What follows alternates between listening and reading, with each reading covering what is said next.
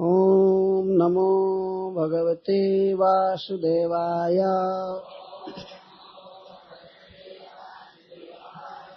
ओम नमो भगवते वासुदेवाय। ओम नमो भगवते वासुदेवाय।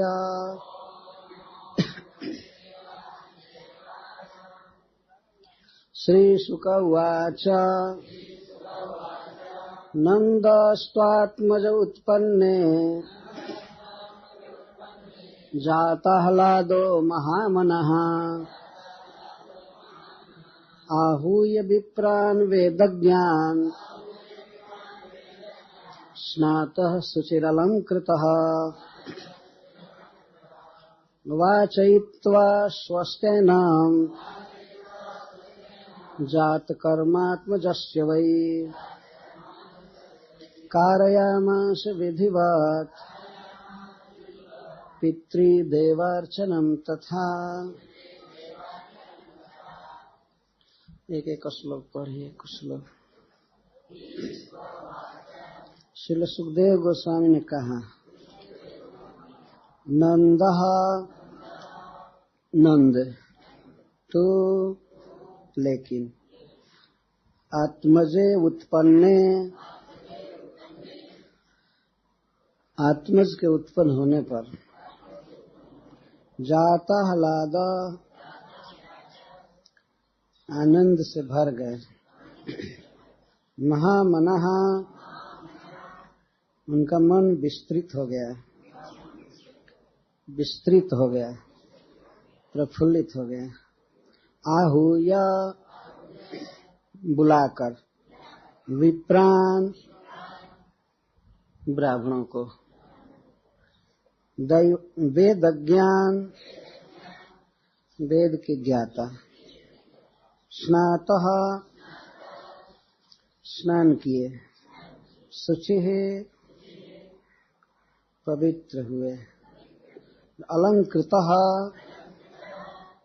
अलंकार धारण किए, वाचयित्वा वाचन कराकर, स्वस्त्ययनम स्वस्ति कल्याण करने वाला, जात कर्म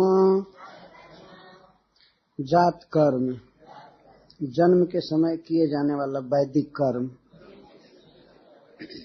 आत्मजस्य आत्मज के लिए, वही निश्चित, कारयामास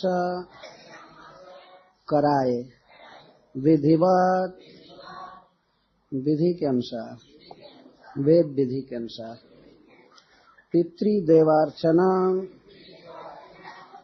पितरों और देवताओं की पूजा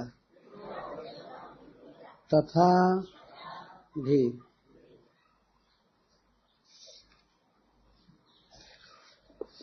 तो सवेरे हम लोग सुन रहे थे श्री वसुदेव जी का भगवान कृष्ण के प्रति भाव और उनका आकर्षण। नंद महाराज का भाव भी श्री वसुदेव जी की तरह ही वात्सल्यमय है, परंतु यहाँ दोनों के व्यवहार में थोड़ा सा भेद दिखाया जा रहा है। कृष्ण के प्रति पूर्ण स्नेह होते हुए भी वसुदेव जी कृष्ण का जन्मोत्सव नहीं मना पाए, वो दूसरी स्थिति में थे। चाहते हुए भी उत्सव मनाने की बात तो दूर थी, वे यह भी नहीं बता सकते थे किसी को कि हमको पुत्र हुआ है, इतना भय था। इसलिए इस प्रसंग में जब सुखदेव गोस्वामी कथा प्रारंभ कर रहे हैं तो तुकार लगा रहे हैं। तू शब्द है, नंदः तू आत्मजे उत्पन्न जाताह्लादो। तू का अर्थ है परंतु, लेकिन। ये तुलना की जा रही है कि श्री वसुदेव जी महाभाग्यवान हैं जिनको कृष्ण पुत्र प्राप्त हुए आह्लाद भी उन्हें उत्पन्न हुआ, परंतु वे महामनन नहीं हो सके, उनका मन प्रफुल्लित नहीं हुआ कि उत्सव कर सके। वसुदेव जी बाध्य थे, परंतु नंद महाराज ने उत्सव किया। तो तू शब्द श्री वसुदेव जी और नंद महाराज के व्यवहारों को कृष्ण के प्रति अंतर बता रहा है। देश काल के अनुसार, परिस्थिति के अनुसार अंतर है। और वैसे वसुदेव जी का जो भाव है भगवान कृष्ण के प्रति वह पूर्ण वात्सल्यमय है, परंतु बीच बीच में ऐश्वर्य का प्रकाशन होता रहता है उसमें। जैसा वर्णन है कि भगवान ने कारागृह में चतुर्भुज रूप दिखाया उन्हें जब प्रकट हुए तब, और इन दोनों के पूर्व जन्म की बातें भी सुनाए, और भगवान की कृपा से इस प्रकार से मथुरा नगर से वे बाहर हुए, जमुना जी पार किए, फाटक वगैरह सब खुल गए थे, हथकड़ी बेणी खुल गए थे, कोई बाधा नहीं आई। तो स्वाभाविक है कि भगवान के इस चमत्कार के प्रति वसुदेव जी का मन आकृष्ट होगा, और यह भी आवश्यक था कृष्ण के द्वारा, नहीं तो केवल वात्सल्यमय भाव होता वसुदेव जी का तो वसुदेव जी जी नहीं सकते थे। ये बीच बीच में ऐश्वर्य भाव दे दे करके भगवान उन्हें आश्वासन देते थे कि चिंता करने की बात नहीं है, मैं ईश्वर हूं, मैं भगवान हूं, कंस मेरा कुछ नहीं कर सकता, या आपका कहीं भी पराभव नहीं हो सकता। इस प्रकार वह भी एक आवश्यक बात थी, ऐश्वर्य का प्रकाशन।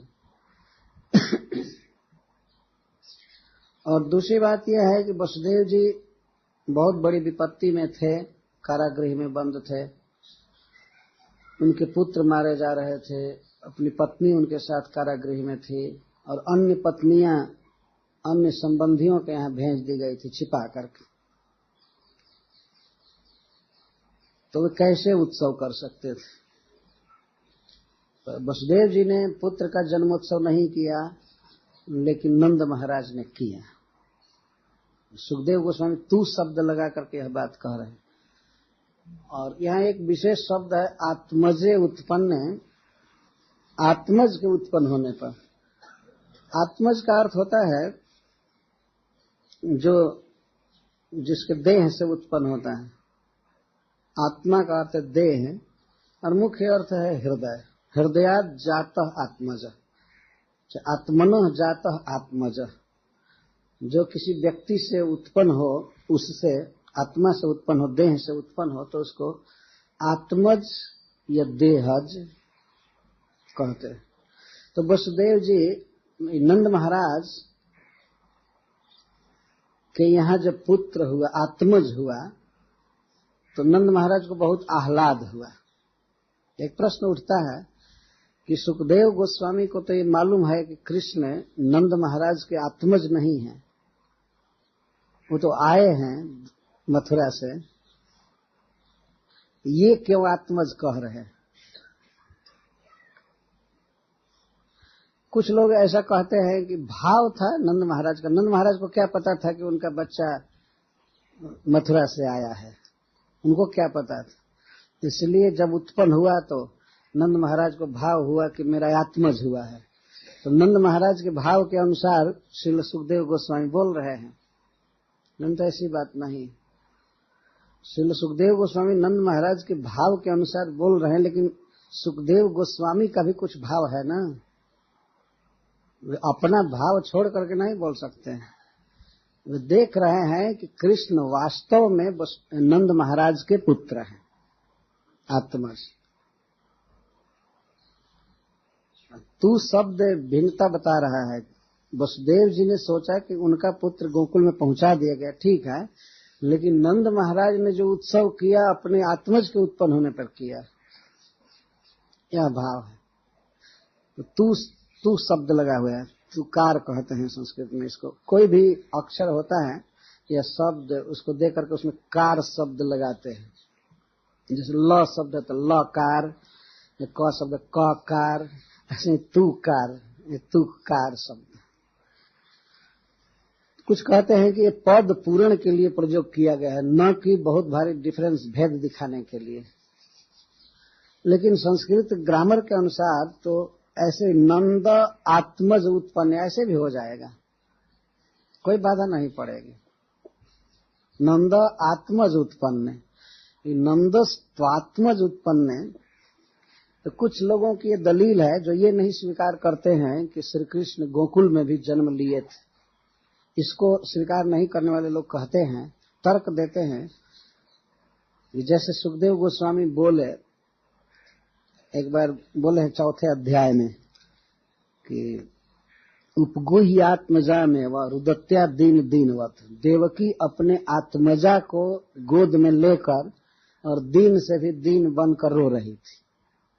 तो वहां क्यों आत्मजा शब्द दिया गया? बच्ची जो थी जोग माया, वो तो देवकी की पुत्री थी नहीं, आत्मजा थी नहीं। लेकिन सुखदेव गोस्वामी ने वहां कहा है कि आत्मजा को आलिंगन करके और देवकी रो रही थी।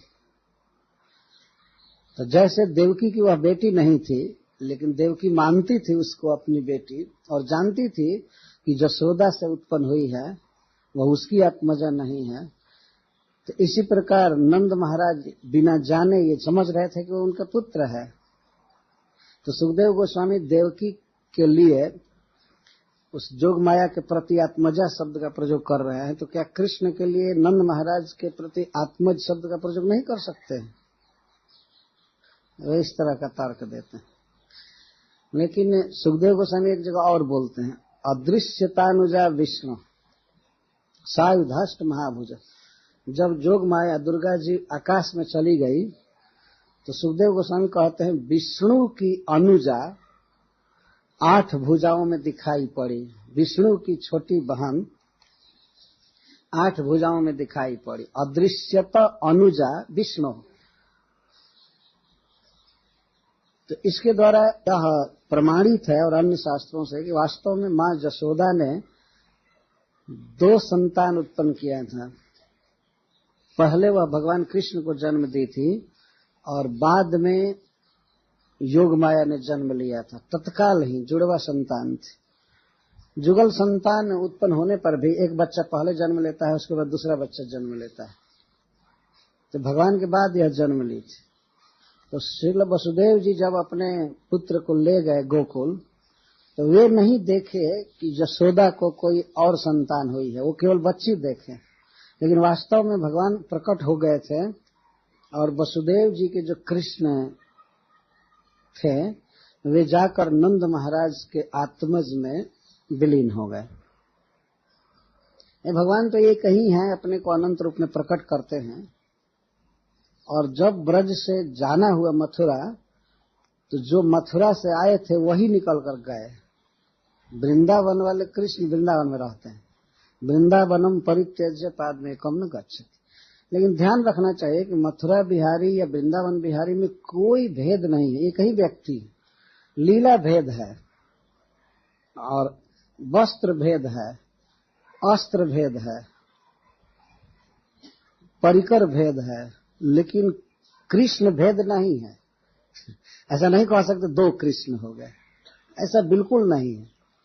विशेष देश है, वह विशेष परिस्थिति है, विशेष परिकर है, इसलिए उस प्रकार की लीला भगवान करते हैं। और ब्रजमंडल एक विशेष देश है, वहाँ के परिकर कुछ विशेष प्रकार के हैं, तो यहाँ की वेशभूषा उनकी भिन्न भिन्न है। मथुरा में जाकर दूसरे ही दिन हाथी दांत धारण किए कुबलेया पीड़ का वध करके, और दोनों भाई हाथी का एक एक दांत ले ली, ऐसा वर्णन। और उससे बहुत से शत्रुओं का वध किए। ब्रज में बांसुरी धारण करते। जब वृंदावन से मथुरा गए तो बांसुरी नहीं ले गए। कृष्ण ऐसा भाव व्यक्त कर रहे थे कि मैं जल्दी आऊंगा, तो परसों आ जाना है, जल्दी आ जाना है, इसीलिए क्या ले जाना है सामान, फिर आ जाएंगे। माँ जसोदा से कहे कि संभाल करके रखना सब सामान, विशेष करके बांसुरी, नहीं तो राधिका चुरा लेगी उसको, ऐसा कहते थे। यहाँ तक कि सूरदास जी ने लिखा है, जब उद्धव को भेज रहे हैं भगवान कृष्ण, तो संदेश दे रहे हैं कि मेरे माँ से कह देना मेरा सारा सामान रखे संभाल करके, मेरी बांसुरी को संभाल कर रख। तो कई बार जब वे ब्रज में थे तब भी बांसुरी चोरी चली गई थी। तो उनको ये शंका होती थी कि मैं इधर हूं तो उधर हो सकता है वो लोग चुरा लें, सारा सामान संभाल कर रखना। तो लेकर नहीं गए थे। यहाँ जो कुछ धारण करते थे वो मोरपंख और गुंजा के हार या गैरिक धातु से जो चित्रकारी भगवान के मुख पर की जाती थी वो सब वहां मथुरा में नहीं। तो वहां तो अब अंगराग चालू हो, दूसरे तरह का। तो केवल लीला भेद है, ये वस्त्र धारण में भेद है, व्यक्ति वही है, कोई भेद नहीं। आजकल कुछ लोग मथुरा के कृष्ण और वृंदावन के कृष्ण को ऐसा वर्णन करते हैं जैसे दो व्यक्ति। और एक भारत का बहुत बड़ा लेखक लिखा है कि जब हम महाभारत पढ़ते हैं और भागवत पढ़ते हैं तो हम इस निर्णय पर आए हैं कि भागवत के कृष्ण महाभारत के कृष्ण से भिन्न व्यक्ति हैं, क्योंकि महाभारत के कृष्ण बहुत महान हैं। वे राजाओं की सभा में बैठते हैं, गीता जैसा उपदेश दिए हैं, इतना बड़ा ज्ञान, और वह कृष्ण क्या चोरी करके खा सकते हैं? बताइए। ये कृष्ण गाय चराए होंगे, चोरी किए होंगे और झूठ बोले होंगे? ऐसा नहीं हो सकता। निश्चित ये दो कृष्ण। तो माया के द्वारा उसकी बुद्धि नष्ट हो गई थी, इसलिए ऐसा वो लिखा। माया अपहृत ज्ञान, बहुत प्रसिद्ध लेखक ऐसा लिखा।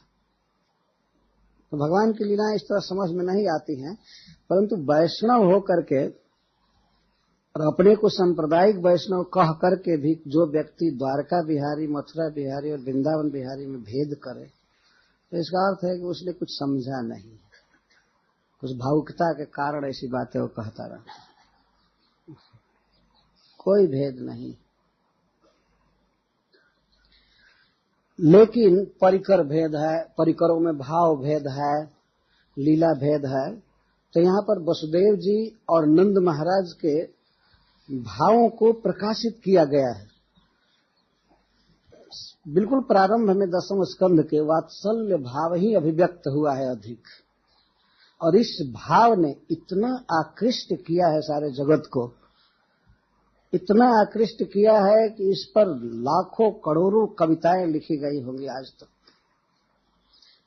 और श्रीपद वल्लभाचार्य ने तो इस रस को बहुत ही श्रेष्ठ माना, और प्रायः उनके जितने भी संप्रदाय के प्रवर्तक लोग हुए और आज भी जो भक्त हैं, उनके घर में लाला जी लड्डू गोपाल जरूर है। तो इस भाव को उस महापुरुष ने बहुत भरा है। वास्तव में मैं देखा दुनिया में घूम करके, गुजरातियों के परिवार में लाला जी जरूर हैं, और यह श्रीपद वल्लभाचार्य की कृपा है। वे मानते हैं कि कृष्ण हमारे हैं, उनके ब्लड में ये बात भरी हुई है कि कृष्ण हमारे हैं। वो सब जगह जाकर के देखा, बहुत परंपरा से वो बात उनके हृदय में स्थापित की गई है। इस कारण से हरे कृष्ण आंदोलन भगवान कृष्ण को स्वीकार करने में उन्हें देर नहीं होती, बहुत जल्दी स्वीकार कर लेते, क्योंकि प्लेटफार्म बना हुआ है ऑलरेडी। लेकिन और जगह पर कुछ दूरी है कृष्ण से, भिन्न भिन्न क्षेत्रों में कुछ न कुछ ऐसी दूरी है। तो भागवत दसम स्कंध के प्रारंभिक अध्यायों में इस वात्सल्य भाव को व्यक्त किया गया है, और वैसे भी अगर कैटेगरी किया जाए तो दास सख्य के से ये ऊपर माना गया है। इसके बाद कोई भाव थोड़ा ऊपर है तो वह है माधुर्य भाव। कृष्ण एक हैं, लेकिन उनके प्रति परिकरों के भाव में भेद हो रहा है। यशोदा का भाव कृष्ण के प्रति अपने तरह का है और राधा रानी का अपने प्रकार का है।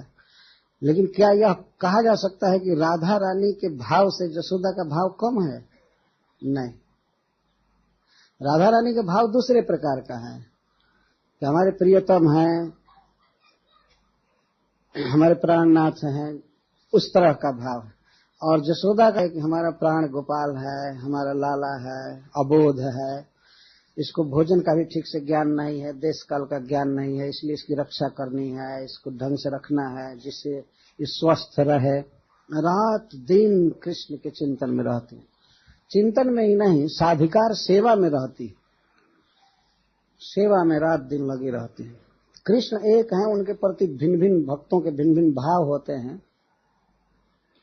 तो वसुदेव जी के भाव में और नंद महाराज के भाव में बहुत सादृश्य है, लेकिन किंचित अंतर भी है,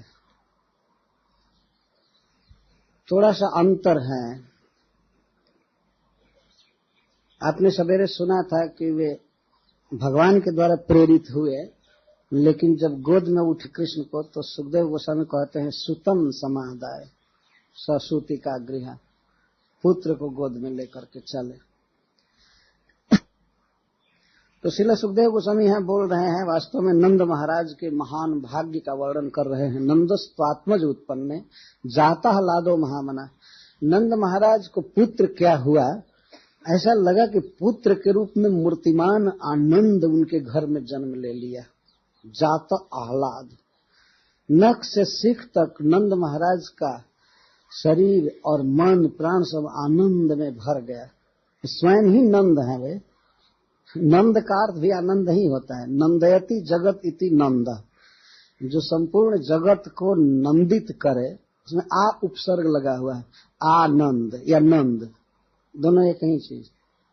तो नंद महाराज प्रारंभ से ही वे आनंद में रहते हैं, इसलिए उनका नाम नंद है। लेकिन नंद भी आनंद में भर गया। नंद के आनंद भयो जय कन्हैया लाल। नंद को भी, मूर्तिमान आनंद को भी आनंद मिल गया कृष्ण के जन्म लेने से। तो नंदयति जगत इति नंद, जो संपूर्ण विश्व को आनंदित करे उसको नंद कहते हैं। आत्मजे उत्पन्न, पुत्र होने पर नंद महाराज जात आह्लाद। आह्लाद, आह्लाद का अर्थ भी आनंद होता है और आह्लाद का अर्थ भी आनंद होता है। रोम रोम में आनंद भर गया और इस कारण से वे हो गए महामना। महामना का अर्थ है जिसका मन महा हो गया, संकुचित मन खिल गया, विस्तृत हो गया, बहुत बड़ा मन हो गया। अथवा इसका अर्थ यह है महान श्री कृष्ण एवं मनोजस्य। भगवान का एक नाम है महान, महान विष्णु सहस्त्रनाम में दिया गया। तो महामना का अर्थ है कि महा ही जिसका मन हो गया। नंद महाराज में इतना तादात्म्य हो गया कि ऐसा लगता था कि कृष्ण ही नंद महाराज के मन है, कृष्ण के अलावा उनका और कोई दूसरा मन है ही नहीं। इतना तादात्म्य भावना हो रही थी, इतना आनंद उत्पन्न हो रहा था, इतना गाढ़ रूप से कृष्ण में आविष्ट थे कि सुखदेव गोस्वामी कहते हैं कि कृष्ण ही उनके मन हो गए। अथवा महान कृष्ण मनसी जस्य, भगवान कृष्ण उनके मन में छा गए थे। सर्वथा धारण शक्ति द्योतिता, ये श्री कृष्ण को धारण हो गए थे। श्रील जीव गोस्वामी जी कहते हैं कि उनका मन श्री कृष्ण का समग्राहक हो गया। ग्राहक जो पकड़ सके। श्री कृष्ण को जब ही उन्होंने देखा तो उनका मन पूर्ण रूप से श्री कृष्ण के रूप में समा गया। अब इधर उधर कभी नहीं जाता था, तो उन्होंने ग्रहण किया कृष्ण को। इस कारण से सुखदेव गोस्वामी कहते हैं महामना। श्रीधर स्वामी पाद जी अर्थ करते हैं उदार चित्त। आर का अर्थ होता है बंधन और उत आर का अर्थ होता है बंधन से परे। उनका मन उदार हो गया। इसका मतलब है अब दान देने आदि के लिए उनके मन में बहुत बड़ी उत्सुकता उत्पन्न हो गई। तो जीव गोस्वामी पाद जी का यह अर्थ बहुत सुंदर लगता है कि नंद महाराज का मन श्री कृष्ण का समग्राहक हो गया, ग्रहण करने वाला।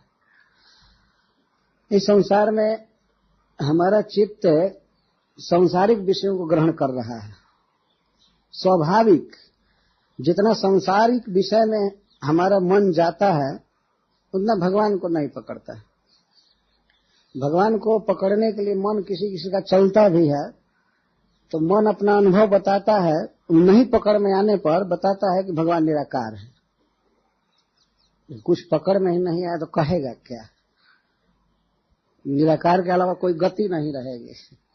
तो पूछे भगवान कैसा है तो मन तो पकड़ा नहीं। भगवान का वो सांवला रूप है, उनका वेणु वादन, पीताम्बर, उनकी लीला, गिरिराज धारण करने, कुछ भी मन में आता नहीं, कुछ समझ में बात नहीं आती है। तो फाइनल करते हैं कि भगवान निराकार, और निराकार है तो लीला करने का तो कोई प्रश्न ही नहीं है। जो निराकार होगा वो लीला क्या करेगा, किस परिकर से बात करेगा, और सावन में झूला क्या झूलेगा? वो निराकार झूला पर अट सकता है और न तो उखल में बांधा जा सकता है। और निराकार को चोरी करने की भी जरूरत नहीं, तो सब जगह है, कहीं से कुछ भी खा करके बच जाएगा। और खाएगा क्या? कहाँ खाएगा, किस चीज से खाएगा निराकार? जब उद्धव जी भगवान का संदेश लेकर आए और कह दिए कि भगवान सब जगह व्याप्त हैं ब्रह्म रूप से, इस अनुभव करो और शोक छोड़ो, रो मत, ज्ञान में स्थित हो जाओ। क्यों रो रही हो? कृष्ण सब में है, कृष्ण सब जगह हैं और कृष्ण सर्व रूप हैं। शास्त्र पढ़ो, अभ्यास करो, योग का अभ्यास करो और तब शोक मन से निकल जाएगा। तो गोपियों ने कहा कि उद्धव जी ठीक है, अगर कोई ब्रह्म है, निराकार है, लेकिन हमको ऐसे निराकार ब्रह्म की कोई आवश्यकता नहीं है। कर बिनु कैसे गाय दुही है हमारी वह, पद बिनु कैसे नाचे थिर की रिझाई है। अगर उस ब्रह्म को कर नहीं है, हाथ नहीं है, तो हमारे गाय को कैसे दुहेगा? जो गाय दुहने की जरूरत है ना, जिसको हाथ है वही गाय दुहेगा। तो कर बिनु कैसे गाय दुही है हमारी वह, पद बिनु कैसे नाचे थिर की रिझाई। कैसे बिना पैर के वो नाचेंगे?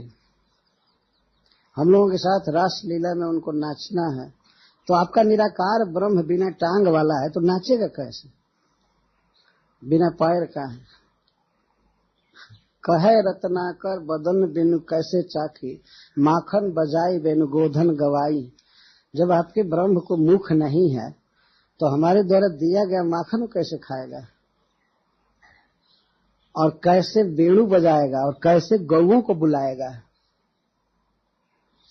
और उसको कान नहीं है, आंख भी नहीं है, तो हम पर जब विपत्ति पड़ेगी, फिर इंद्र वर्षा करेंगे, फिर वन में आग लगेगी, या फिर कालिए आ जाएगा, तो हमारी न करुण पुकार वो सुन पाएगा, आपका ब्रह्म न देख पाएगा, तो हम लोग तो ऐसे ही मर जाएंगे। कोई देखने सुनने वाला चाहिए जो हमारी विपत्ति को देखे, सुने और पिघल जाए। ये आपका अनुपम अलख निरंजन ब्रह्म हमारे किस काम में आएगा? इस ब्रह्म का वर्णन जाकर के कुबरी से क्यों नहीं करते हो? उसको उपदेश करो कुब्जा को जाकर के करो। आया है कान फोड़ रहा है निराकार निराकार कहो। तो इस प्रकार हमारा मन नंद महाराज के मन के समान कृष्ण का ग्राहक होना चाहिए। इस संसार में भगवत तत्व की या स्पिरिचुअल फैक्ट्स मैटर्स की कमी नहीं है। कुछ लोगों का ऐसा कहना है कि भगवत गीता का उपदेश जो भगवान ने किया था, उनके शब्द आज भी हवा में तरंगित हो रहे हैं, आकाश में हैं। तो कभी कभी लोग सोचते हैं कि क्या उस शब्द को पकड़ा जा सकता है जिस स्वर में भगवान बोले थे। जैसे आज हम लोग पकड़ लेते हैं रेडियो के द्वारा, बीबीसी लंदन का साउंड पकड़ लेते हैं यहाँ रह करके, या यहाँ का साउंड उधर पकड़ लेते हैं। तो इसका मतलब वह साउंड सर्वत्र है, व्याप्त है, तब पकड़ रहे, नहीं तो नहीं पकड़ पाएंगे। नहीं रहने जो वस्तु जहाँ नहीं है उसको पकड़ा नहीं जा सकता है। ना सतो विद्यते भाव, ना भाव विद्यते सत। जो वस्तु जहाँ नहीं है उसको कैसे पकड़ पाएंगे? संभव नहीं है। आप यहाँ टेलीविजन रख दीजिए, हजारों टेलीविजन के प्रत्येक स्क्रीन पर रूप दिखाई देगा, और वह रूप कहीं एक जगह ट्रांसमिटेड हो रहा है, परंतु वह है सर्वव्यापक, प्राकृत होते हुए भी, मैटेरियल होते हुए भी सर्वव्यापक। लेकिन जिसके पास टेलीविजन नहीं है और जिसके पास रेडियो नहीं है, तो सर्वत्र बिखरे हुए उस साउंड को और उस फॉर्म को, रूप को पकड़ नहीं पाएगा, बहुत मुश्किल है। इसी तरह से भगवान कृष्ण का रूप, उनकी लीलाएं और उनके परिकर सर्वव्यापक हैं, वो विभू तत्व हैं, लेकिन उनको पकड़ने के लिए नंद महाराज जैसा मन चाहिए, इसको महामना कहते हैं। श्रील जीव गोस्वामी के शब्द का भाव है संग्राहक, ग्रहण करने की शक्ति होनी। हमारे यहाँ लोग कहा करते हैं गुण न हिराने, गुण ग्राहक हिराने। इस संसार में गुणों की कमी नहीं है, गुण ग्रहण करने वाले की कमी है। ऐसे लोग बहुत कम हैं। वास्तव में भगवान का सांवला सलोना रूप है, लेकिन कितने लोग दीवाना हुए उस रूप के पीछे। संसार के रूप में दीवाना हो जाते हैं, ये गली गली में देखे जाते हैं, लेकिन कृष्ण के रूप में दीवाना नहीं हुए। और कुछ लोग आर्टिफिशियल कहते भी है, तो ज्यादातर वो निराकार करो, नहीं पकड़ रहा है मन। मन नहीं पकड़ रहा है तो आंख कहां से पकड़ेगी, कान कहां से पकड़ेगा। मन में तो बहुत शक्ति होती है, लेकिन मन इतना विषयाविष्ट है लोगों का कि भगवान को नहीं पकड़ रहा है। इस जीवन की सबसे बड़ी सफलता यही है कि हम, हमारी आंख, हमारा कान, हमारी जीवा, हमारा टच सेंसेशन, स्पर्श शक्ति, ये सब कृष्ण को पकड़े। जैसे वाणी है, तो इस जगत में बिखरे हुए भगवान के नाम को पकड़े। हरे कृष्णा कृष्णा कृष्णा हरे हरे, हरे राम राम राम हरे। तो जब इस प्रकार से हम भगवान के रूप, रस, गंध, शब्द को पकड़ने में समर्थ हो जाते हैं, तो उस समय मन को कहा जाएगा कि यह महान मन हो गया। नहीं तो मन बहुत नीच है। चित्तम नीच गति स्वभाव तरलम। चित्त हमेशा नीचे की ओर जाता है, जैसे जल। जल को यदि आप छोड़िए तो वो नीचे जाता है, ऊपर नहीं चढ़ता है, नीचे बहता जाता है। तो हम लोगों का चित्त हमेशा नीचे जा रहा है, नीचे जा रहा है। और विशेष करके किसी के दोषों को ग्रहण करने में बहुत एक्सपर्ट। किसमें क्या अच्छाई है, गुण है, इसको मन पकड़ नहीं पाता है। दोष जहां दिखाई दिए तत्काल पकड़ लेता है। मन चिंतन करता है, वाणी वाइब्रेट करती है, कान में सुनते भी हैं, वर्णन करते हैं, सुनते हैं, और इस तरह तत्काल पकड़ लेता है। जैसे स्याही सोख पेपर होता है, सिलाई सोखने वाला, कहीं स्याही गिर जाती थी, हम लोग पढ़ते थे लोअर क्लास में स्कूल, तो स्याही सोख जरूर रखते थे। जैसे पेन होते थे जो बहुत ज्यादा सिलाई उगल देते थे, तो सिलाई सोख पेपर होता है, तुरंत रखते थे और सोख लेता था। ग्राहक, इसको ग्रहण करने वाला, ग्रहण कर लेता था। तो स्याही सोकर की तरह हमारा हृदय होना चाहिए कि किसी के गुण को, और खास करके भगवान के रूप, लीला आदि को ग्रहण कर ले। और दूसरे के मतलब मैटेरियल जगत के रूप, रस, गंध आदि को ग्रहण करने में बैड कंडक्टर हो जाना चाहिए। जैसे प्लास्टिक ग्रहण नहीं करता है, तो कहीं कहीं बिजली का करंट होता है, लेकिन उसके चारों तरफ प्लास्टिक का आवरण होता है, तार, तो उसको हम छूते हैं, करंट नहीं मारता। तो संसार के दोषों को ग्रहण करिए, और भगवान के रूप, रस, या किसी महात्माओं के गुणों को ग्रहण करने में बिल्कुल शाही शौक की तरह होना चाहिए। एक दिन मैं उदाहरण दे रहा था, एक व्यक्ति आया और एक साधु के दोष का वर्णन करने लगा। तो मैं कहा कि आप बहुत एक्सपर्ट हैं दूसरे के अवगुण को ग्रहण करने में। इतने पर सुनकर जल गया, इतना बड़ा रॉकिंग कर दी, आघात कर दी। मैं कहा, आप जब से आए तो आप केवल उनकी बुराई कर रहे हैं, उनमें कोई अच्छाई आप है कि नहीं, आप जरा स्वस्थ चित्त से विचार कीजिए। नहीं, आप कैसे कह दिए कि मैं अवगुण ग्रहण कर रहा हूं। तो मैं बताया कि एक वैक्यूम मशीन होती है जो कारपेट को साफ करती है, जितना कूड़ा कचरा होता है, कोई पत्ता, कोई कागज, कोई खरपात, उसको बड़े जोर से सांस लेकर सोख लेती है, अपने पेट में रखने वाले सब रखते हैं अपने घर। तो दूसरे के दोषों को इस तरह से ग्रहण करने की क्षमता बना ली हम लोग। ये हमारा बिगाड़ा हुआ है वास्तव में। कभी दूसरे के दोष को ग्रहण नहीं करना चाहिए। हम चाहते हैं कि हमारा जीवन सुधरे, तो दूसरे के दोषों को तो बिल्कुल ग्रहण नहीं करना चाहिए, बिल्कुल ग्रहण नहीं करना चाहिए। और भगवान के गुणों को और साधुओं के या किसी भी व्यक्ति के सद्गुण को तुरंत ग्रहण करने की क्षमता होनी चाहिए। तब हमारा जीवन सबलाइम हो सकता है, भव्य हो सकता है, नहीं तो नहीं होगा। ग्रहण करने की शक्ति होनी चाहिए।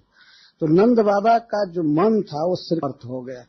महामना का अर्थ श्रील जीव गोस्वामी पाद जी करते, पूर्ण प्रफुल्लित मन हो गया, कृष्ण को ग्रहण किया। तो वे तत्काल ही स्नान किए। स्नातः पहले वे ब्राह्मणों को खबर भेजे।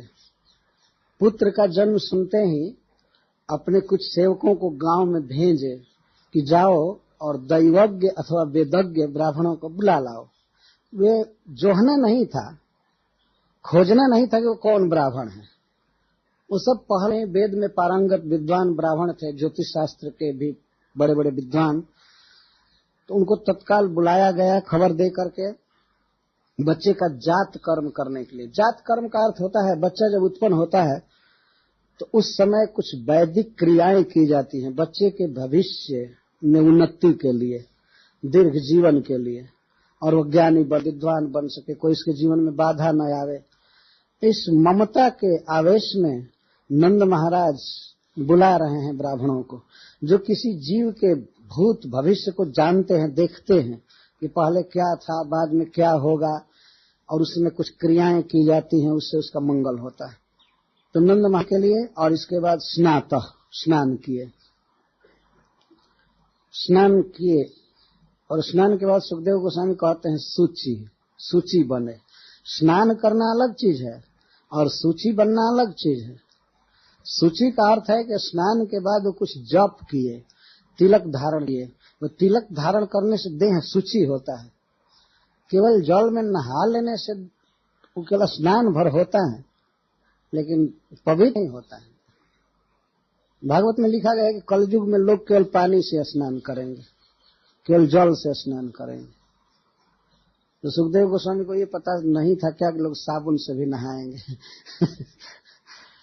तो वो कहते हैं कलयुग में लोग जल से स्नान को ही स्नान मान लेंगे। पहले लोग स्नान करते थे तो शरीर में पहले तेल लगाते थे, उबटन लगाते थे बहुत प्रकार से, और स्नान के बाद चंदन लगाते थे, अंगराग लगाते थे।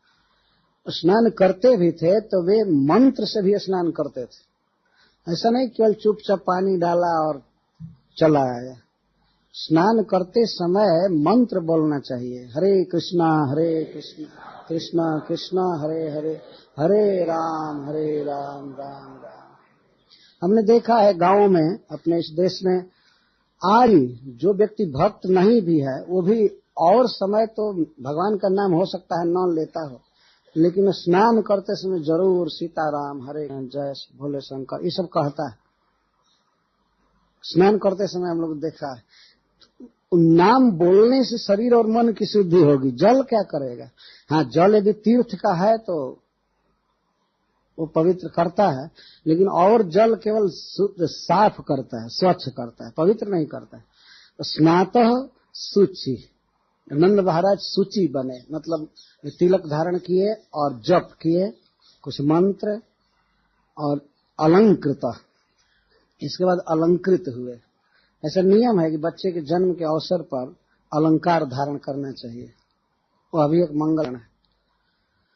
बहुत प्रकार के बाधाएं दूर हो जाती हैं अलंकार धारण करने से। बहुत खेद की बात है कि अब के लोग अलंकार धारण नहीं कर रहे, वो है ही नहीं, कोई धारण क्या करे। इसलिए समस्त अमंगल दूर करने के लिए सबसे बड़ा अलंकंठी और तिलक, इसको तो जरूर धारण करना चाहिए। और ये सब जगह मिलता है, प्रभुपाद जी की कृपा से अब तो सारी दुनिया में सुलभ है। कंठी और तिलक कहीं जाइए श्रील प्रभुपाद जी की कृपा से महाप्रसाद मिलता है, सब जगह भगवान के विग्रह हैं और तुलसी तिलक सब जगह सुलभ। ऐसे इसको अलंकार कहते हैं, आज का सबसे अच्छा अलंकार। तो नंद महाराज से शुद्ध होकर के फिर ब्राह्मणों को बुलाकर स्वस्ति वाचन कराए। पहले स्वस्ति वाचन का अर्थ होता है वेद के कुछ ऐसे मंत्रों को पढ़ना जिनके उच्चारण मात्र से अभीष्ट पूर्ण होता है और जीवन की बाधाएं चली जाती है। इसको स्वस्त्यायनम कहते हैं। स्वस्ति आयनम स्वस्त्यायनम, कल्याण करने के लिए। सबसे अधिक शक्ति यदि कल्याण करने की है तो वेदों के शब्दों में है, और केवल ऐसे सूक्ष्म कल्याण ही नहीं, वस्तु उत्पन्न करने की शक्ति वेदों के मंत्रों में है। जैसे करदम जी ने उत्पन्न किया था, विमान उत्पन्न किया था, शब्द द्वारा सृष्टि हुई है। शास्त्र बताते हैं कि यह सृष्टि जो हम देख रहे हैं इस शब्द से निकला है। आकाश का गुण है शब्द, और आकाश हुआ वायु से फिर अग्नि, अग्नि से जल और जल से पृथ्वी, तो शब्द द्वारा सृष्टि हुई है। अतः यदि मंगल करना है, जीवन में उन्नति पाना है, यहाँ तक कि स्वर्गीय लोक आदि पाना हो, तो शब्द का आश्रय लेना पड़ता है। वैदिक मंत्रों के सहारे ही स्वर्ग की प्राप्ति होती है। केवल अग्नि में घी गिरा देने से स्वर्ग नहीं मिलता है, जब उचित शब्द द्वारा यज्ञ करते हैं तब स्वर्ग मिलता है। इसीलिए इस संसार में शब्दों का चयन करना चाहिए कि हम किस शब्द को जीवन भर बोलते रहेंगे और किन किन शब्दों को हम नहीं बोलेंगे। तो वेद के कुछ ऐसे शब्द हैं, उनका आश्रय लेना चाहिए। उसमें सबसे बड़ा है महामंत्र, हरे कृष्णा कृष्णा कृष्णा हरे हरे, हरे राम राम राम। तो कोई भी क्रिया करने से पहले स्वस्ति वाचन करना चाहिए, मंगल वाचन करना चाहिए, स्वस्ति पाठ कहते हैं इसको। तो नंद महाराज अपने बच्चे के अभ्युदय के लिए ब्राह्मणों को बुलाकर स्वस्ति वाचन कराए, और इसके बाद जात कर्म कार्यामास, जात कर्म करवाए। जन्म के समय जो क्रिया अपेक्षित होती है उसको करवाए। और इसके साथ ही साथ नंद महाराज ने देवताओं तथा शब्द बता रहे कि जथा जात कर्म करवाए तथा पितृ देवार्चनम च कार्यामास, पितरों और देवताओं की अर्चना कराए। क्योंकि किस व्यक्ति के जीवन में कृष्ण भावना की उन्नति के लिए देवताओं का आशीर्वाद अपेक्षित है, और जीवन में सुखी रहने के लिए चाहे धन की दृष्टि से हो या जीवन की दीर्घता की दृष्टि से हो, हम लोगों का संबंध देवताओं से है। ऐसा नहीं है कि कोई संबंध ही नहीं, देवताओं को सब पता है, वे सब हिसाब किताब से, हमको पता नहीं है,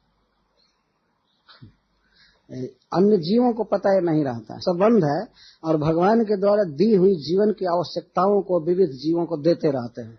जैसे वर्षा करना, हवा देना, प्रकाश देना, कई तरह से पानी की व्यवस्था करना, और भी धरती से भगवान इंद्र का कितना बड़ा हाथ है। वे वर्षा करते हैं तब सब कुछ उत्पन्न होता है, और तब प्रसाद बनता है, तब हम लोग जी रहे हैं। यद्यपि वे जो कुछ भी कर रहे हैं सब भगवान कृष्ण का दिया हुआ है, लेकिन फिर भी देवताओं का बहुत बड़ा सहारा है हम लोगों के लिए। जिसको वे आशीर्वाद दे दे वो सुखी रहेगा, स्वस्थ रहेगा। और पितर, देवता और पितर बहुत प्रसिद्ध शब्द है। तो देवताओं की पूजा कराए, पितरों की पूजा कराए, और भी यहाँ तक कि नवग्रह आदि की पूजा कराए अपने बच्चे के हित के लिए। सेवा है, इसके लिए नंद बाबा पूजा करवाए ब्राह्मणों से। आज के युग में बहुत भारी कमी यह भी है कि लोग कभी कभी अनन्यता के नाम पर, अनन्यता के नाम पर देवताओं का बहुत बड़ा तिरस्कार करते हैं। नंद महाराज यहाँ प्रमाण है, इसको शास्त्र प्रमाण कहते हैं। श्रील प्रभुपाद जी ने कहा है बुक्स आर द बेसिस, ये प्रमाण है। नंद महाराज जैसा व्यक्ति जिसके घर में साक्षात परब्रह्म भगवान पुत्र बनकर आए हैं, वह व्यक्ति अपने पुत्र के हित के लिए देवताओं की पूजा करा रहा है, पितरों की पूजा करा रहा है। तो यह भाव है नंद महाराज का अपने पुत्र के प्रति कि इसकी सुरक्षा हो, यह दीर्घायु बने, पढ़े लिखे, निरोग रहे, सुखी रहे, इसके लिए वे करा रहे थे।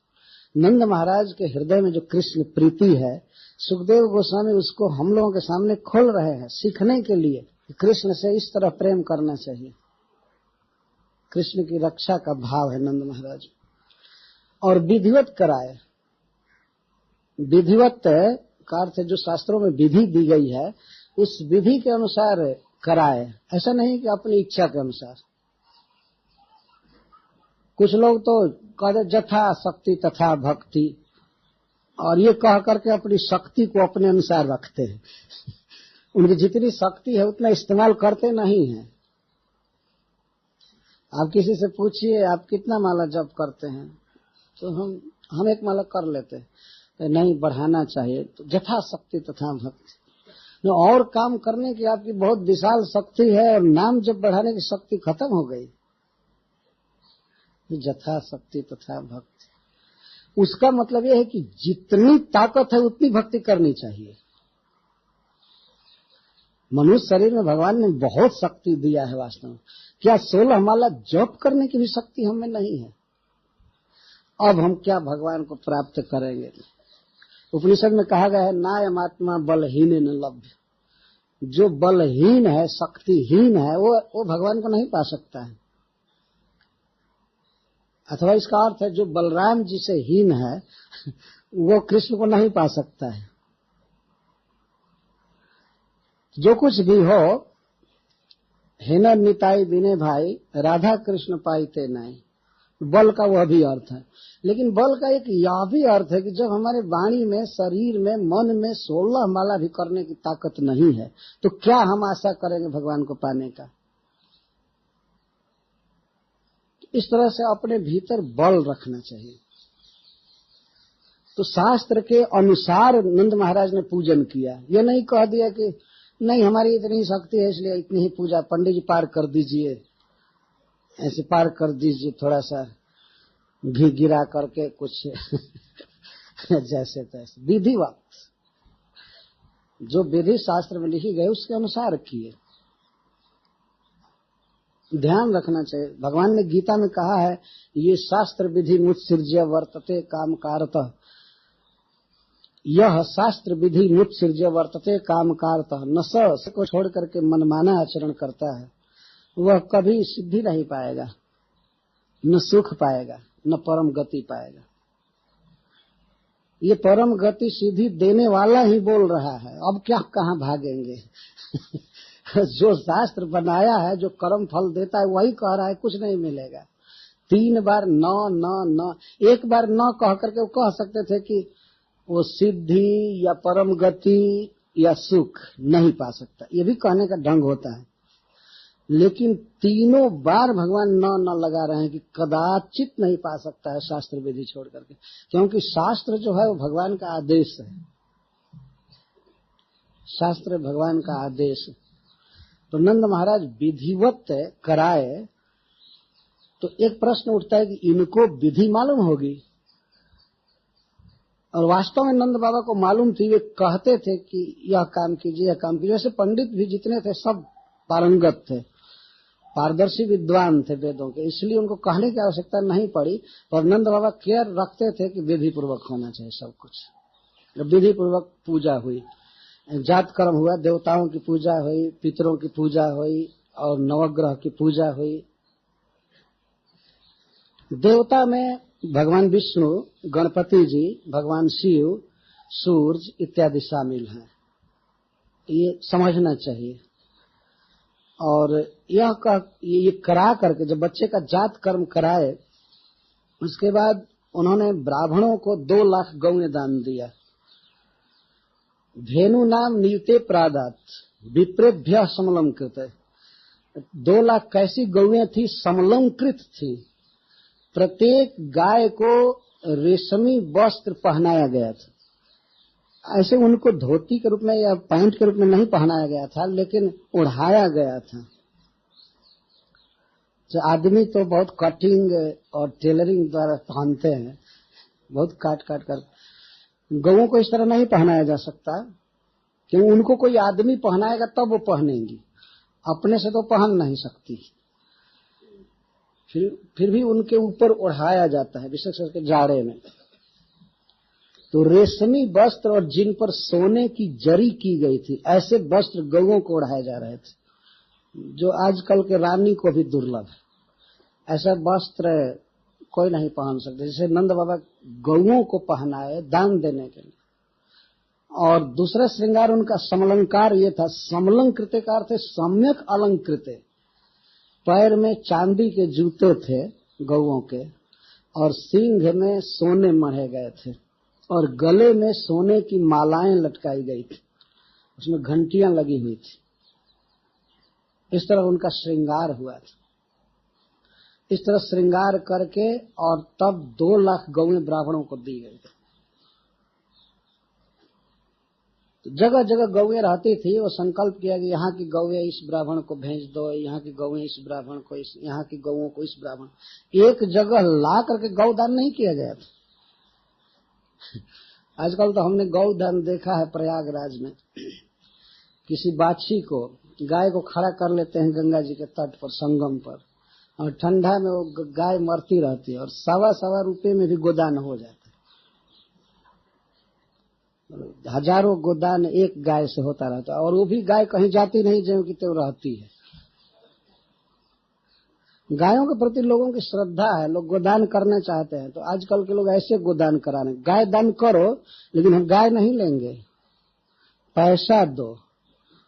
ये कौन सा गोदान है?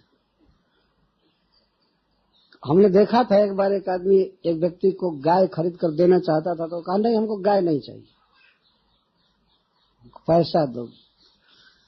तो पैसा ही सब कुछ हो गया। लेकिन नंद बाबा ने जो गोदान दिया, तो वास्तव में जगह जगह जो गौएं थी उनको बताया कि इस ब्राह्मण को यहाँ की गाय, इस ब्राह्मण को यहाँ की गाय, और अलंकार करके दी गई। तिलाद्रिम सप्त रत्न 7 कौभाम बराबर था। और इसके बाद वे तिल के 7 पहाड़ दान दिए। तिलाद्री, तिल पर्वत। तिल पर्वत का मतलब है अपने घर में ही 7 ढेरी बनाए गए तिल के। पर्वत से ये मत समझिए कि बहुत भारी भारी विशाल पर्वत, ढेरी। ऐसे घर की दृष्टि से बड़ी बड़ी राशियां थी, और उनके ऊपर रत्न जहां तहां रखे गए थे सजा करके। तिल के ऊपर रत्न, हीरा और सोना, जवाहरात, ये सब रखे गए थे, ढके गए थे तिल। और उसके ऊपर स्वर्ण रस का छिड़काव किया गया था। जिस कपड़े पर छिड़काव किया गया था गोल्ड के रस का, कर्क लगाए जाते हैं, सोने के कर्क, तो उस तरह के कपड़े उड़ाए गए थे उस पर। एक एक ढेरी ऐसी महंगी थी कि पूरा देश बिक जाएगा, इतने रत्न रखे गए थे। और ऐसे ऐसे 7 पहाड़ दान दिए नंद महाराज। नंद महाराज के पास इतना धन कैसे हो गया, इसका वर्णन आगे आएगा, क्योंकि धनपति लक्ष्मीपति आए थे, इसलिए धन चारों तरफ था। गोपीजन विरह में यही कहती हैं कि जयति ते धिकम जन्मना ब्रज, ते जन्मना, हे प्रियतम आप जब से जन्म लिए हैं तब से ब्रज सब तरह से बढ़ रहा है। यहाँ सभी सुखी हैं, धन की कोई कमी नहीं, सब प्रकार का उल्लास है, लेकिन केवल हम ही एक दुखनी है। ये आपको खोज रही हैं, हम आपके लिए मर रही। ते जन्मना ब्रज अधिकम जयति, आपके जन्म से ब्रज बहुत समृद्ध हो रहा है। ततः आरभ्य नंद से ब्रज सर्व समृद्धिमान, हरे निवासात्म गुणई रमा क्रीडम अभु नृप। सुखदेव गोस्वामी ने कहा है आगे चल करके कि महाराज, भगवान के निवास करने के कारण ब्रज रमा जी का कोटि कोटि लक्ष्मी का क्रीड़ा स्थल बन गया था। लक्ष्मी सहस्त्र सत्सम भ्रमस्य विमानम गोविंदमादि पुरुषम तमहम भजामि। ये कौन सा बड़ा धन है, ब्रज में बहुत बहुत धन हो गया था। तो नंद बाबा ने 7 पहाड़ दान दिए, तो दान क्यों दे रहे हैं, इस बात पर सुखदेव गोस्वामी जी एक सिद्धांत का श्लोक कह रहे हैं। कालेन स्नान शौचाभ्याम संस्कारैस्तपस्यज्जया शुद्ध्यन्ति दानैः संतुष्ट्या द्रव्याण्यात्मात्म विद्यया। जैसे गौ या हिरण, सोना आदि किसी के पास हो तो दान देने से वो शुद्ध रहता है, उसमें से कुछ दान दे दिया जाता है तो बाकी बचा हुआ धन शुद्ध माना जाता है। तो धन की शुद्धि दान से होती है। तो उसी प्रकार से जात कर्म के द्वारा गर्भ की शुद्धि होती है, बच्चे की शुद्धि होती है, लेकिन कुछ अन्न दान आदि से युक्त जात कर्म होना चाहिए, नहीं तो बेकार हो जाता है। जैसे बच्चे का वार्षिकोत्सव मनाया जाए, बर्थडे मनाया जाए और प्रसाद न दिया जाए तो सब कुछ व्यर्थ हो जाएगा। तो दान दिया जाता है। पहले के लोग अपने बच्चे के जन्मदिन पर दान देते थे, बच्चे को तौलते थे सोना से,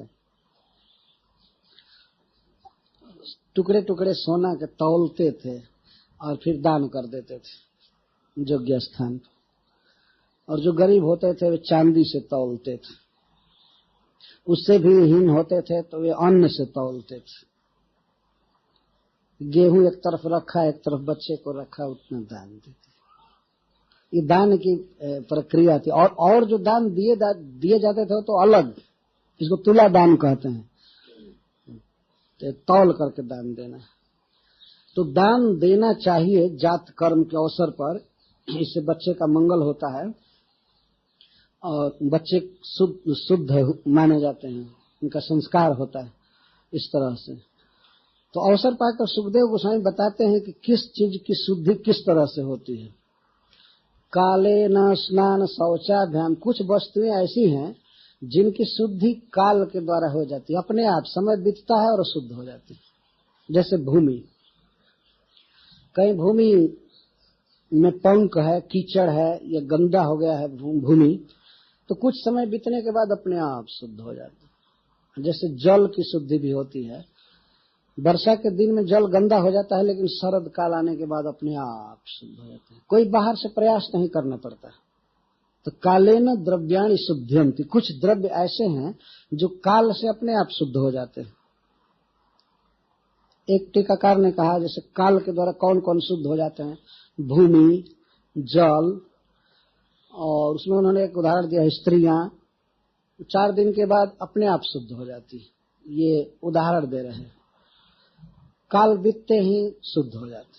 तो कुछ चीज ऐसे हैं जिनके लिए कुछ प्रयास नहीं करना पड़ता, एक सीमित काल तक अशुद्धि रहते है, उसके बाद शुद्ध हो जाते हैं। फिर मिट्टी सूख जाती है, कीचड़ खत्म हो जाते हैं, या कहीं मल मूत्र भी है लेकिन बहुत काल बीत जाए तो मल मूत्र सब सूख साख कर खत्म हो जाती, भूमि पवित्र हो जाती। कालेन स्नान शौचाभ्याम, स्नान के द्वारा देह आदि की शुद्धि होती है। हम लोगों का शरीर रात में अशुद्ध माना जाता है, मुर्दा माना जाता है।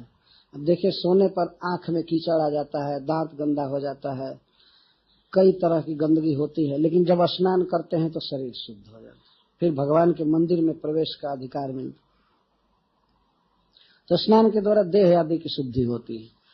और शौच का अर्थ है धोना, मांजना। तो अमेध्य लिप्त आदि, कहीं कोई मिट्टी लग गई है, कचरा लग गया है या गंदगी लग गई है तो उसको धोकर मांज कर रखने से शुद्धि हो जाती है, धोने से, मांजने से, इसको शौच कहते हैं। संस्कार ही, संस्कारों के द्वारा गर्भ आदि की शुद्धि होती है। विविध संस्कार है, जैसे उपनयन संस्कार, विवाह संस्कार, नाम संस्कार, गर्भ संस्कार, जात कर्म संस्कार, अंत्येष्टि संस्कार। एक व्यक्ति के जीवन में शुरू में जात कर्म संस्कार किया जाता है और अंत में अंत्येष्टि संस्कार किया जाता है कि उसके कोई दोष रह गए हों तो उसको खत्म करके और भगवान के धाम भेजने के लिए संस्कार है। वास्तव आजकल के लोगों को ये मालूम नहीं है, लेकिन हमारे वैदिक ग्रंथों में सब कुछ दिया हुआ है जो संस्कार कहते हैं। तो संस्कार से गर्भ आदि की शुद्धि होती है। और तपस्या से इंद्रियों की शुद्धि होती है। भोग भोगते भोगते इंद्रियां अशुद्ध हो जाती है, तो तप करना चाहिए। जैसे वाणी का तप है मौनम, व्यर्थ बात न बोलना, केवल भगवत विषयक बात बोलना, और संसारिक बातों को बोलने का जब अवसर आए तो मौन हो जाना, ये वाणी का तप।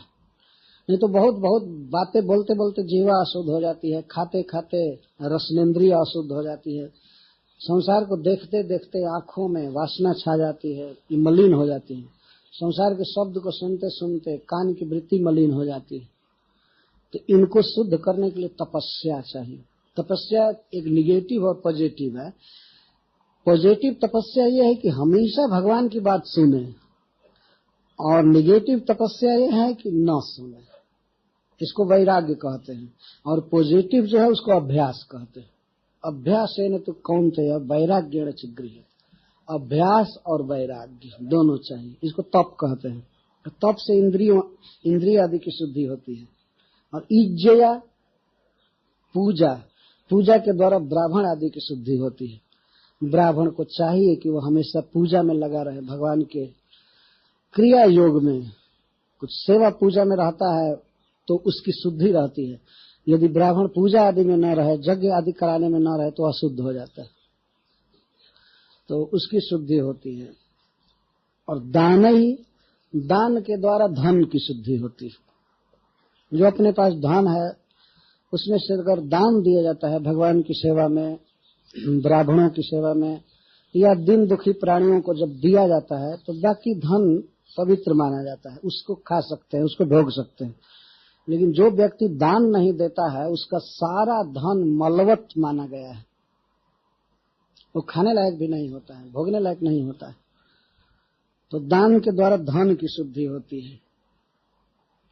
और संतुष्ट्या मन, संतोष के द्वारा मन की शुद्धि होती है। मन की बहुत बड़ी गंदगी है, लोभ है। इसलिए जो कुछ खाने पीने को मिल गया, पहनने को मिल गया, जो कुछ भी है उसमें मन संतुष्ट हो जाए, सुखी हो जाए तो मन शुद्ध हो जाता है। मन में गंदगी है, बहुत बहुत इच्छा, ये हो जाए, वो हो जाए, ये हो जाए।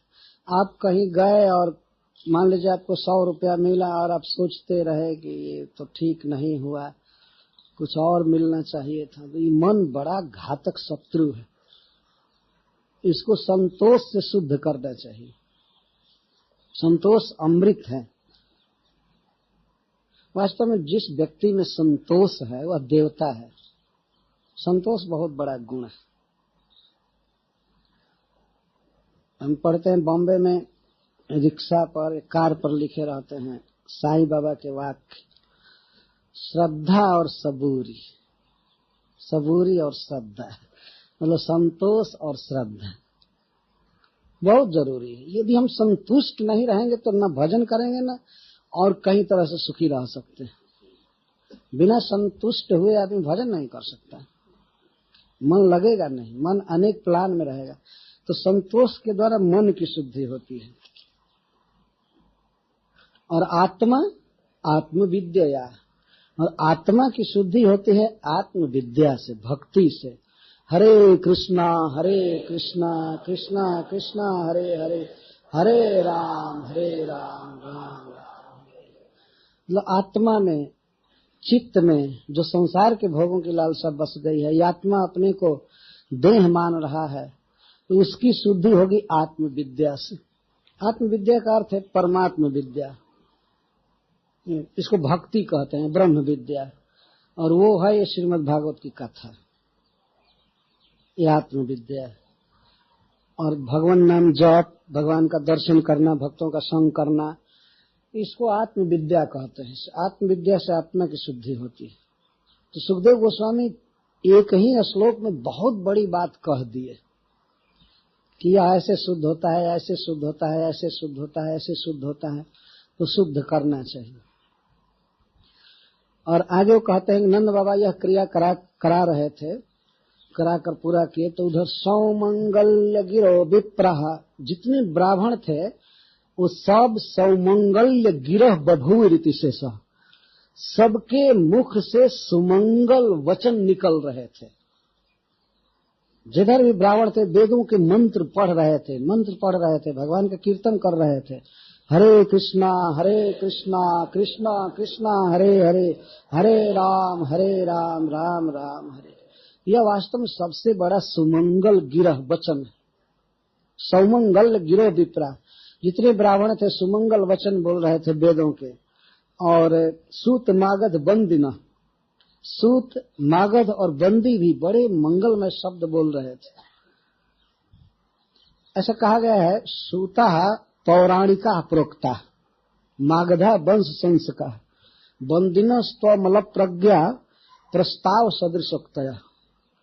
सूत उन्हें कहते हैं जो पुराणों से कथा कहते हैं, और मागध उन्हें कहते हैं जो किसी वंश की प्रशंसा करते हैं, और बंदी उन्हें कहते हैं जो प्रस्ताव के अनुसार बोलते हैं, जैसा प्रसंग है उसके अनुसार। लेकिन तीनों अमल प्रज्ञा, बड़े उच्च बुद्धि वाले होते हैं, बहुत सुंदर प्रज्ञा होती है, उनकी बुद्धि होती है, उसके अनुसार वे बोलते हैं। तो नंद महाराज के यहाँ सूत भी बोल रहे थे, मतलब पुराणों की कथा भी चालू हुई।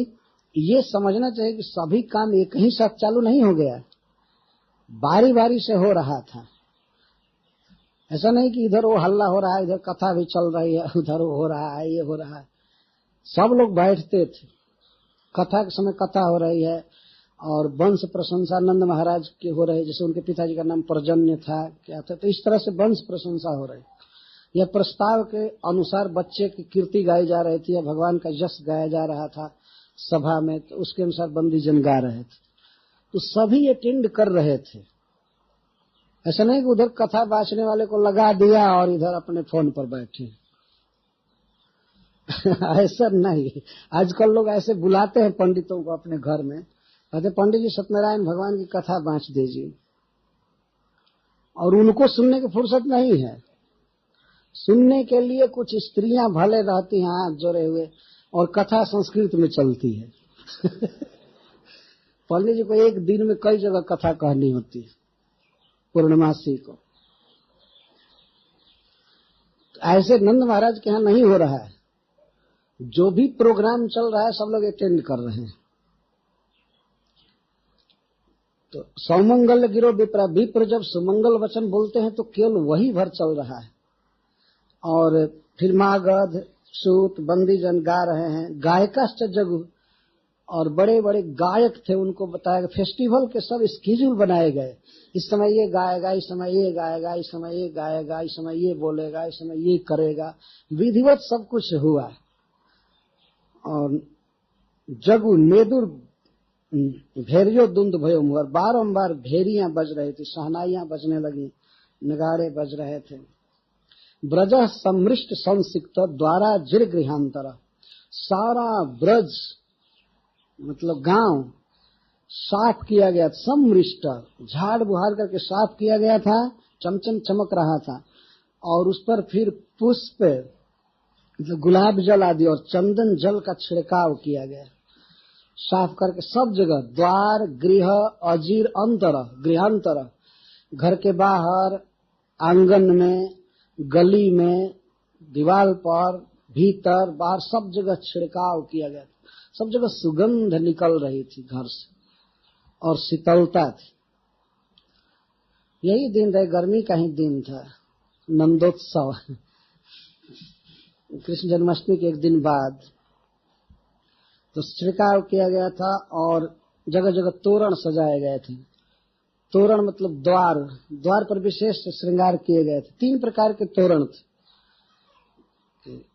मालाएं बांधी गई थी, और पत्ते,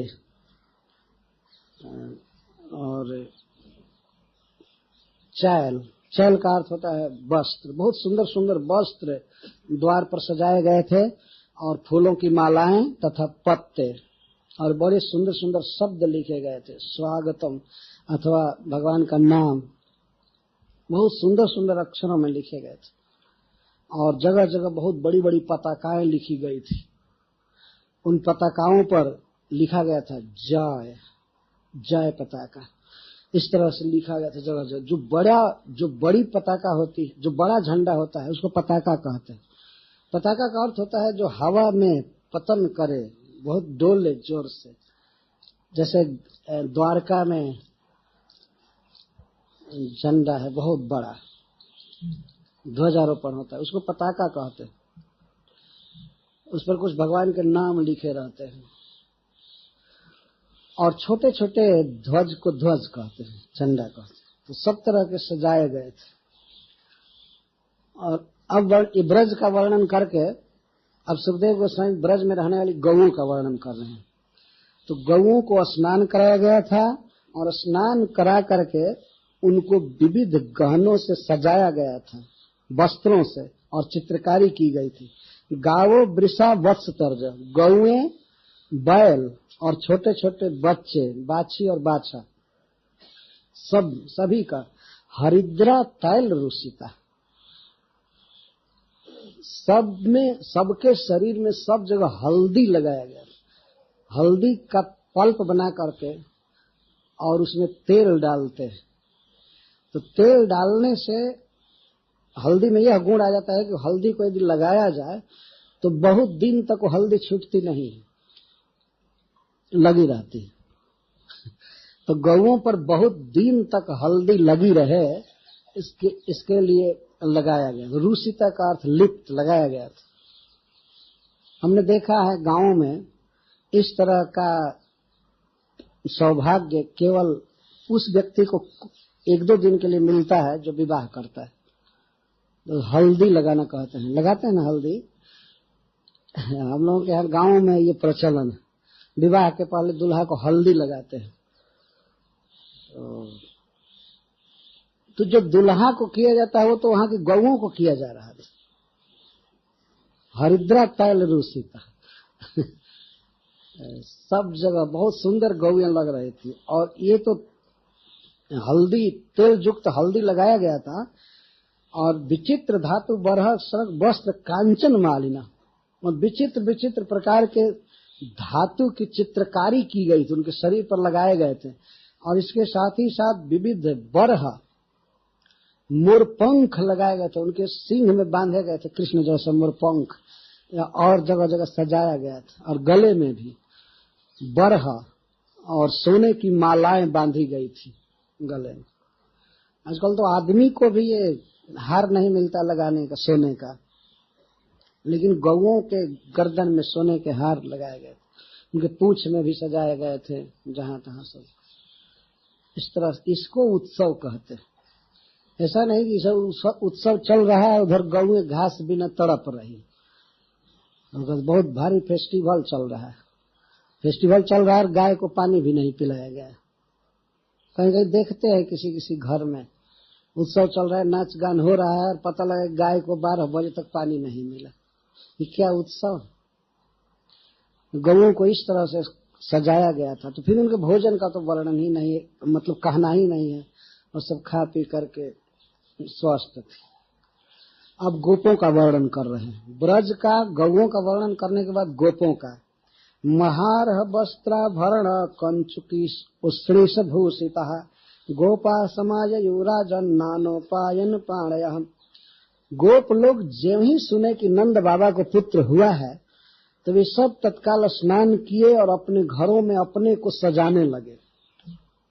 खूब सजाया। जो सबसे कीमती कीमती वस्त्र रखे थे संजो करके, वो आयरन करके खूब अच्छी तरह से, वो सब आज निकाल कर पहनने लगे। सब दिन वो नहीं पहनते थे। गाय चराने वाले, खेत में काम करने वाले लोग क्या वस्त्र पहनेंगे, तो बेचारे रखे रहते थे कुछ वस्त्र सजा करके।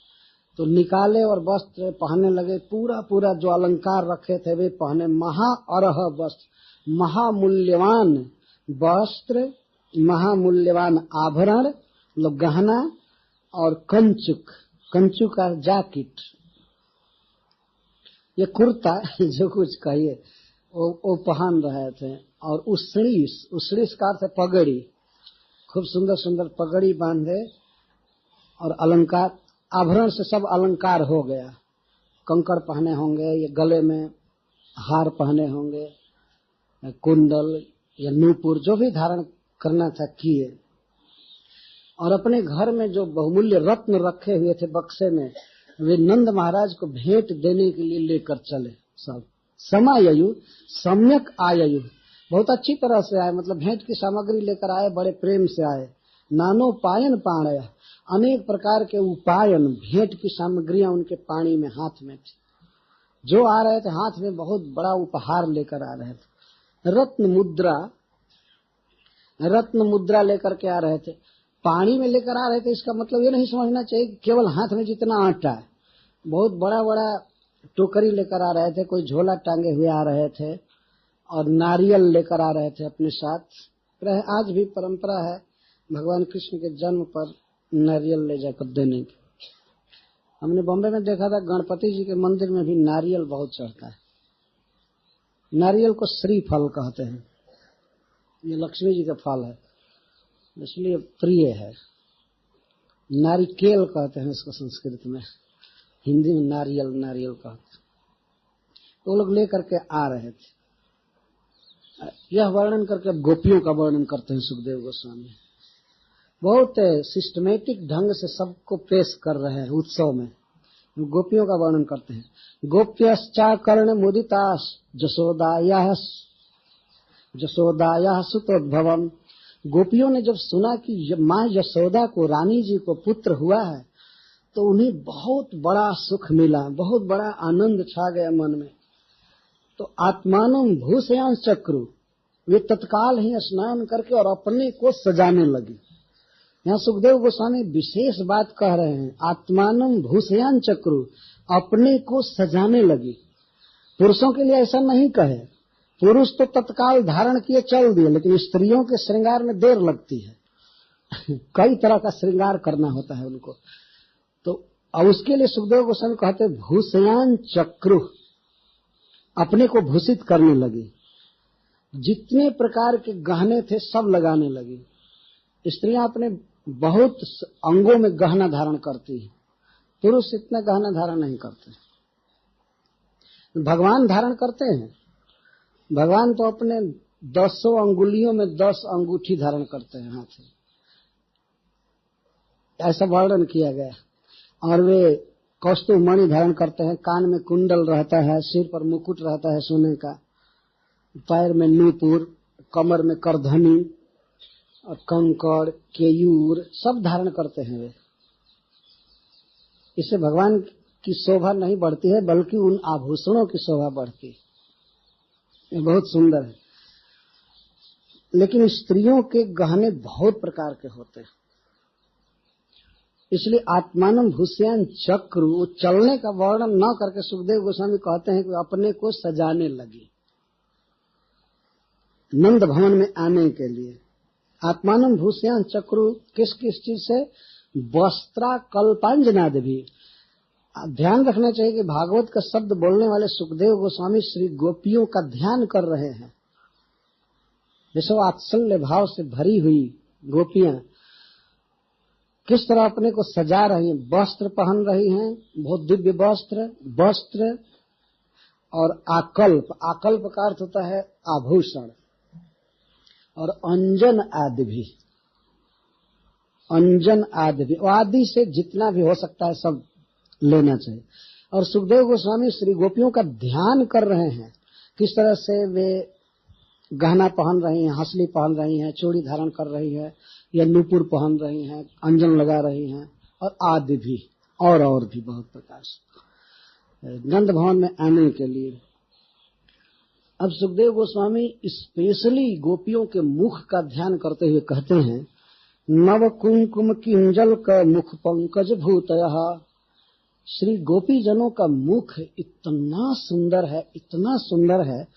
सुखदेव गोस्वामी कहते हैं कि नव कुंकुम किंजल का, यदि बिल्कुल नवीन कुंकुम हो और कमल का पराग हो, तो उससे भी अधिक मुख पंकज की भूति हो रही है। श्री शोभा, जिनके मुख की भूति शोभा नवीन कुंकुम और नवीन किंजल्क से भी अधिक हो, तो उनको कहेंगे नव कुंकुम किंजल का मुख पंकज भूत है।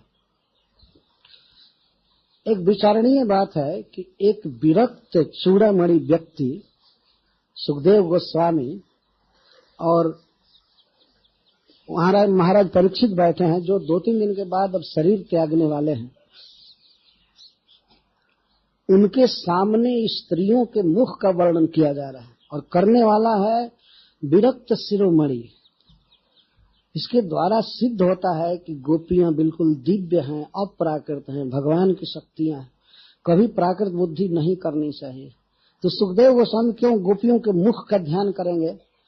तो वे बोल रहे हैं शब्द तो महाराज परीक्षित को और सारे सभासद को उनका शब्द बाध्य कर रहा है गोपियों के मुख को देखने के लिए।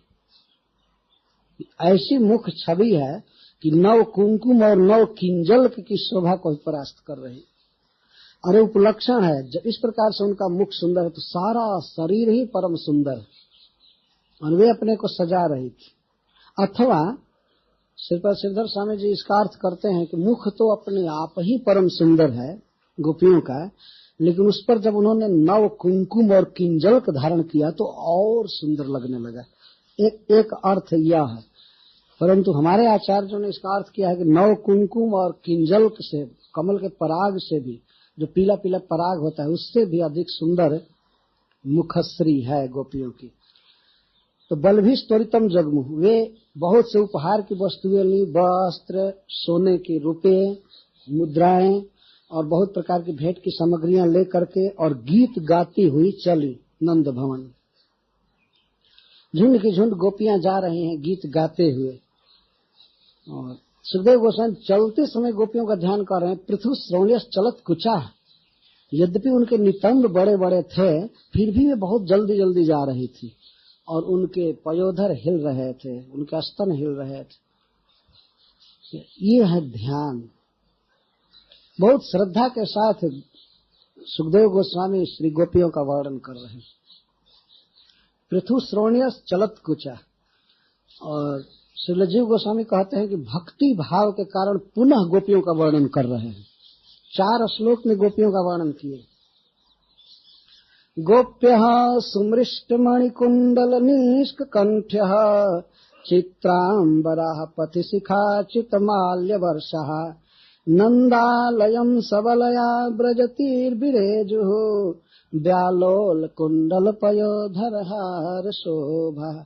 लगता है जैसे सुखदेव गोस्वामी को तृप्ति नहीं हो रही है गोपियों का वर्णन करते हैं। गोप्यः नंदालयम व्रजती विरेजुः, गोपियां नंद महाराज के घर को जब जा रही थी तो विरेजु बहुत ही सुंदर लग रही थी, विराजमान हो रही थी। क्या क्या शोभा उनकी थी? सुमृष्ट मणिकुंडल निष्ककण्ठ्या, बहुत उज्जवल जगमग करते हुई मणियों के वे कुंडल पहने हुई थी कान में, तो वे झूम रहे थे। बहुत सुंदर कुंडल चमक रहे थे कानों में।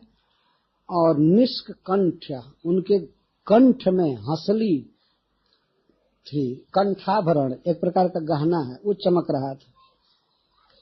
चित्रांबरा, और विचित्र विचित्र तरह के वे वस्त्र पहने थे। कोई लाल वस्त्र पहने थे, कोई हरा पहने थे, कोई चित्रकारी की हुई, कोई कुछ विचित्र विचित्र प्रकार के वस्त्र पहने थे। अथवा ऐसा वस्त्र पहनी थी कि मैं उनका चित्र नहीं खींच सकता। बहुत दिव्य शोभा, मतलब है हमारे वर्णन से परे इतने सुंदर वस्त्र थे, विचित्र अंबर थे, वस्त्र थे। और पथ में जब वे जा रही थी वेग से तो उन्हें शरीर के श्रृंगार का अनुसंधान नहीं था। उनके केश पास में जुड़े में गुथी हुई मालती की मालाएं गिर रही, मालती के पुष्प गिरते जा रहे थे और इतना ज्यादा गिर रहे थे कि सुखदेव गोस्वामी कहते हैं वर्षा हो रही थी। गोपियां जा रही थी नंद भवन की ओर तो उनके पीछे एक फूल का रोड बन रहा था, ऐसा जैसे वर्णन कर रहे। गोपियों की संख्या भी काफी है, झुंड के झुंड गई हैं, एक के बाद दूसरा झुंड, तीसरा झुंड, तो रोड पर पूरा फूल बिछ गया था।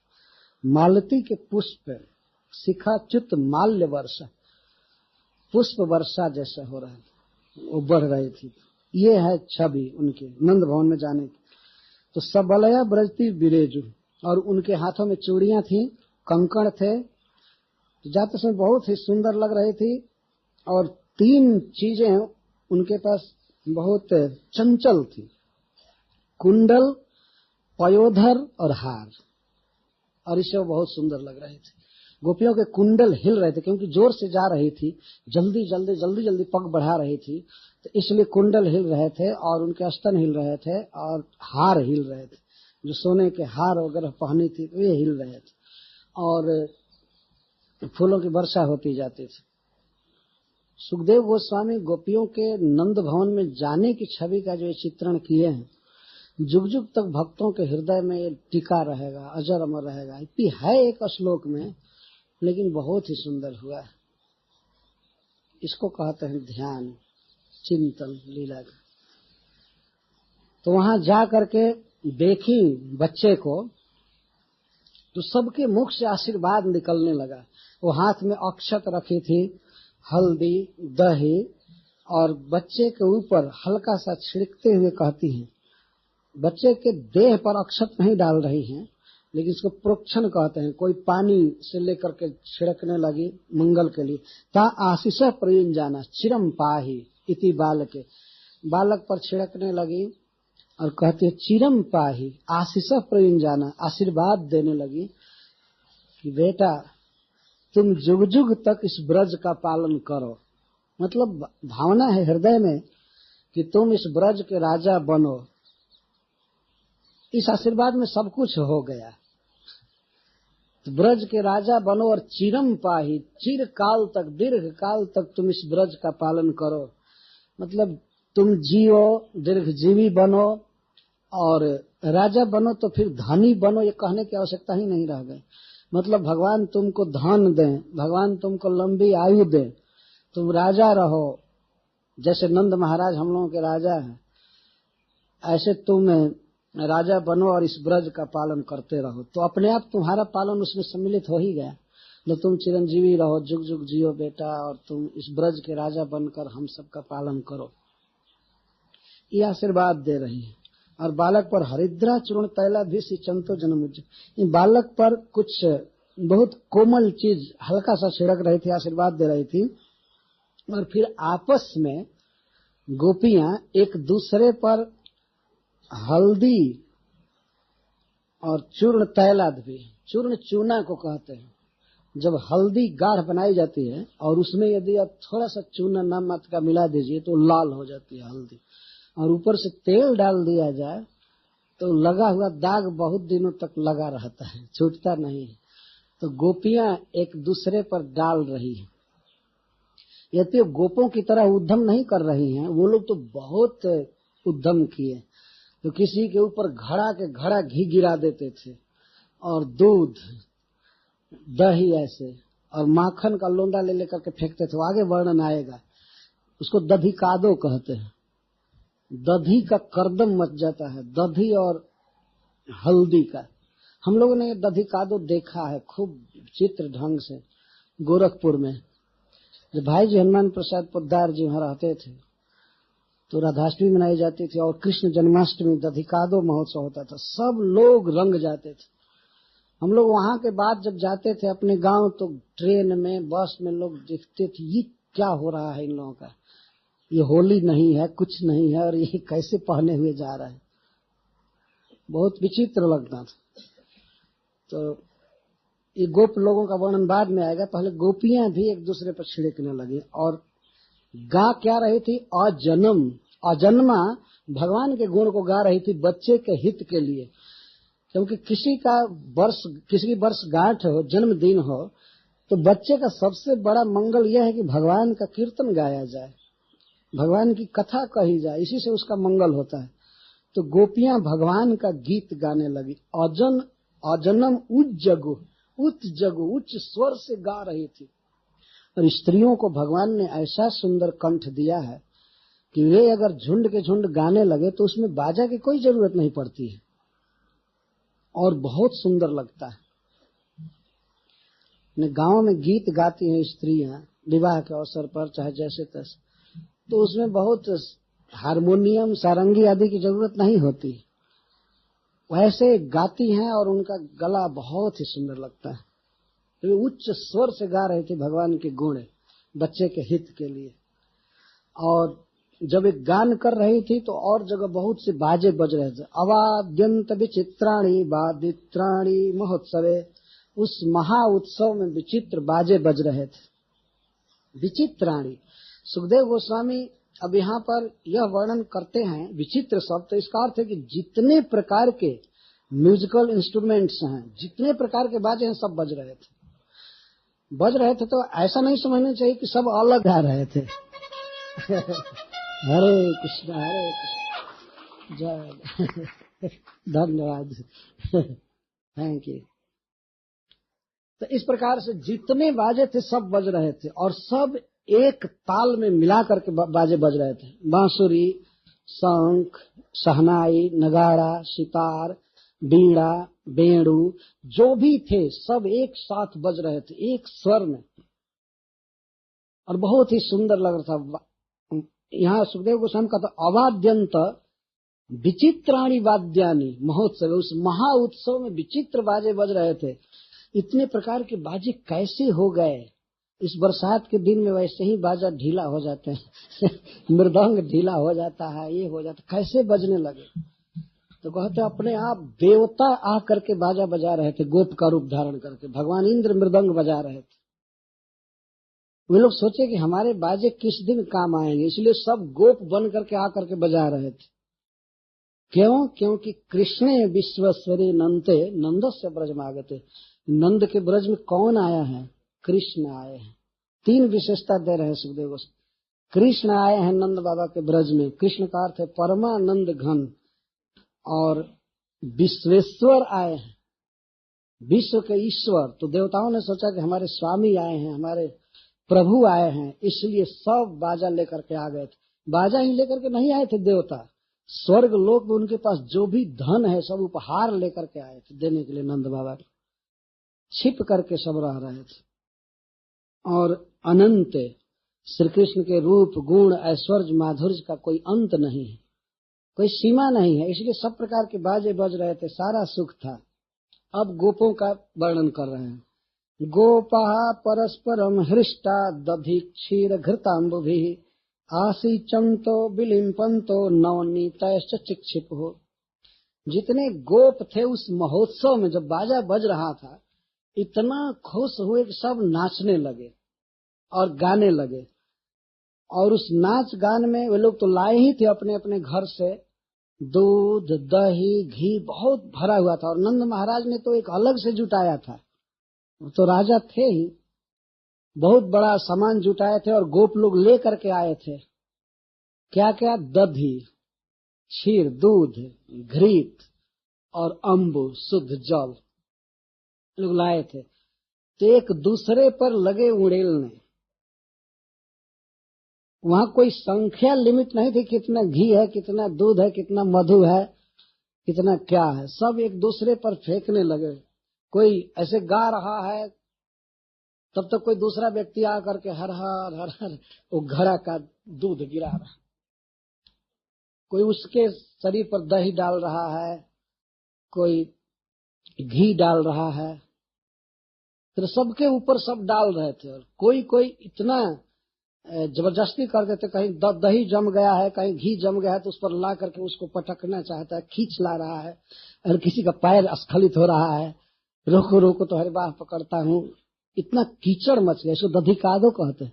कादो मैंने कीचड़, पंख हो गया, और नदी सी बहने लगी, तो उसके तरफ खींच रहे हैं कि अभी तुम पूरा भींगे नहीं हो, तुमको इसमें भिंगाएंगे। तो आजकल के गरीब लोग होली के दिन कीचड़ में सचमुच लौटते, उनके मुख में लगाते, कैसा उत्सव है गंदा चीज लगाते हैं। इस वृंदावन में भी दोपहर तक यही अंगराग चलता है, बहुत गंदा सिलाही लगाते हैं, कीचड़ लगाते हैं। लेकिन ये उत्सव चल रहा है, नंदोत्सव, जिसमें किसी के ऊपर दही बरसाया जा रहा है, घी बरसाया जा रहा है। तीन क्रियाएं हो रही हैं। आसिचंत, सिंचंत, खूब सम्यक सींच रहे हैं। तो सिंचाई किस चीज से हो रही है? दूध से। और पानी डाला हुआ दूध नहीं, प्योर दूध डाला जा रहा है। आजकल तो गिरिराज जी को भी शुद्ध दूध मिलना कठिन है। तो जतपुरा में देखते हैं कहीं कहीं तो पानी में दूध मिला करके डाला जाता है। दूध में पानी मिलाया जाए तो वो भी ठीक है पानी में दूध मिलाकर गिरिराज जी को दिया जाए और दूध की धारा बहे, इस तरह से वे मस्त थे भगवान के उस उत्सव में। तो दूध से और घी से और जल से सींचते थे दूसरे को अकस्मात, और माखन से वे लेप करते थे, लिपंत। कोई अकस्मात किसी के यहाँ जाकर उसके मुख में पूरा माखन मल देते तो पूरा दिव्य शुद्ध माखन ताजा निकाला हुआ मल देते थे मुख, और फिर तो वो कपड़े से उसको हटाते थे, अपना मुख साफ करते थे। तो फिर वो कोशिश करता था कि उसको पकड़कर, कभी दो आदमी मिल करके किसी एक गोप को पकड़ करके और उसके मुख में लगाते। सभी परम सुंदर थे। गोपियों के मुख का वर्णन किया गया तो उपलक्षण है, उससे गोपों की भी सुंदरता को समझ लेना चाहिए। अपने आप सभी भगवान के परिकर है, इसलिए परम सुंदर है। तो उनके सुंदर मुख में माखन लेपा जा रहा था। आसीन चंतो बिलीम पंतो और नवनिष्ठ चिक छिपो। चिक छिपो का अर्थ है लोंदा मारना। दूर से किसी पर माखन का लोंदा फेंकते थे अथवा किसी को धक्का दे करके कीचड़ में गिराना चाहते थे। और कीचड़ क्या था? दही का कीचड़, माखन का कीचड़, घी का कीचड़ और दूध, ये कीचड़। आजकल तो आदमी को देखने को नहीं मिलता है। एक बार एक पंडित की स्त्री, ब्राह्मण की स्त्री ने कहा कि पंडित जी, दूध बहुत महंगा हो गया, मिलता नहीं है, बहुत नहीं मिल रहा है दूध। तो पंडित जी कहते हैं, अरे मुग्धे दधि न श्रूयते कर्णै घृतम स्वप्ने पि दुर्लभम मुग्धे दुग्धस्य का वार्ता तक्रम सक्रास्य दुर्लभ। अरे पगली, तुम दूध की बात कर रही हो, दही शब्द सपना में सुनाई नहीं पड़ रहा है। दधि न श्रूयते कर्णै, कान में दही शब्द भी नहीं जा रहे। खाने की बात तो दूर है, कम से कम दही शब्द रोज जाता कान में तो वो भी ठीक रहता। तो दधि न श्रूयते कर्णै घृतम स्वप्ने भी दुर्लभम। और मैं ऐसा तो घी तो सपना में भी नहीं खाया किसी दिन। जागृत में तो दूर बात है, सपना में भी कोई घी परोस दिया होता है कुछ खाया तो सपना में भी घी दुर्लभ हो गया। और मुग्धे दुग्धस्य का वार्ता, तुम दूध की क्या बात कर रही हो? तक्रम सक्र से दुर्लभम, अब मट्ठा इंद्र तक को दुर्लभ हो गया। जो इंद्र गौओं के राजा हैं, वर्षा करते हैं, सारा घी पैदा करते हैं, उनको मट्ठा दुर्लभ हो गया, तुम अभी दूध की बात कर रही तो इस वाक्य के द्वारा ऐसा ये व्यक्त हो रहा है, दूध का बहुत अभाव हो गया, घी का बहुत अभाव हो गया। श्रील प्रभुपाद जी भागवत के श्लोकों पर परपट लिखे हैं कि एक दिन ऐसा था भारतवर्ष, अपार दूध अपार दही, जहाँ कीचड़ जैसा मच जाता था। और जिस पर दूध बरसेगा, घी बरसेगा, माखन से लेप किया जाएगा उसके मुख में, उसका शरीर निरोग कैसे हो सकता है? जो भीतर खूब खा करके तब तो बाहर फेंका जा रहा है और शरीर में ये चीजें लगाई जाती है तो फोड़ा फुंसी वगैरह नहीं होती, तो शरीर ऐसे ही ठीक रहेगा। तो उत्सव में ये सब हो रहा था, एक दूसरे पर वे लोग फेंक रहे थे। और नंदो महामनास्तेभ्यो वासो लंकार गोधनम, और नंद महाराज का मन महान था ही, उदार था। अभी नाचने वाले गाने वाले सभी गोपों को नंदो महामनास्तेभ्यो, तेभ्यो शब्द है, ध्यान दीजिएगा, ये गोपों के लिए कहा गया। जितने भी लोग उनके घर पर आए उत्सव में, सबको उन्होंने बहुत बड़ा दान दिया, अलंकार, कपड़ा और गोधन। सूत मागध बंदी भी हो, ये प्रश्न होगा कि भाई सूत मागध बंदी गा रहे थे, उनको नहीं दिए क्या? इसलिए सुखदेव गोस्वामी अब सबको ला रहे हैं। सूत मागध बंदी भी हो, सूतों मागधों और बंदी जनों को दिए। और ये अन्य विद्योपजीवी ना, जो विद्योपजीवी हैं, जैसे गायक हैं, कुछ और हैं, विद्या से जीवित रहते हैं, तो उनको दिया सबको। तैस्तै कामैर दीनात्मा, उनकी जो कामना थी उसको दिया। यह कामना का अर्थ ये नहीं समझना चाहिए कि महाराज से वे लोग मांग रहे थे। कि नंद महाराज उनकी आवश्यकता को समझ करके दे रहे थे। नंद महाराज के लिए सुखदेव गोस्वामी पुनः महामना शब्द लगाए। फिर एक बार तो कहे ही तो शुरू में फिर लगा रहे। इसका अर्थ है कि नंद महाराज के मन में कृष्ण भरे हुए हैं, कृष्ण महान है और बहुत बड़ा उत्साह है, देने में अघा नहीं रहे हैं, संतुष्टि नहीं हो रही तो देते जा रहे हैं।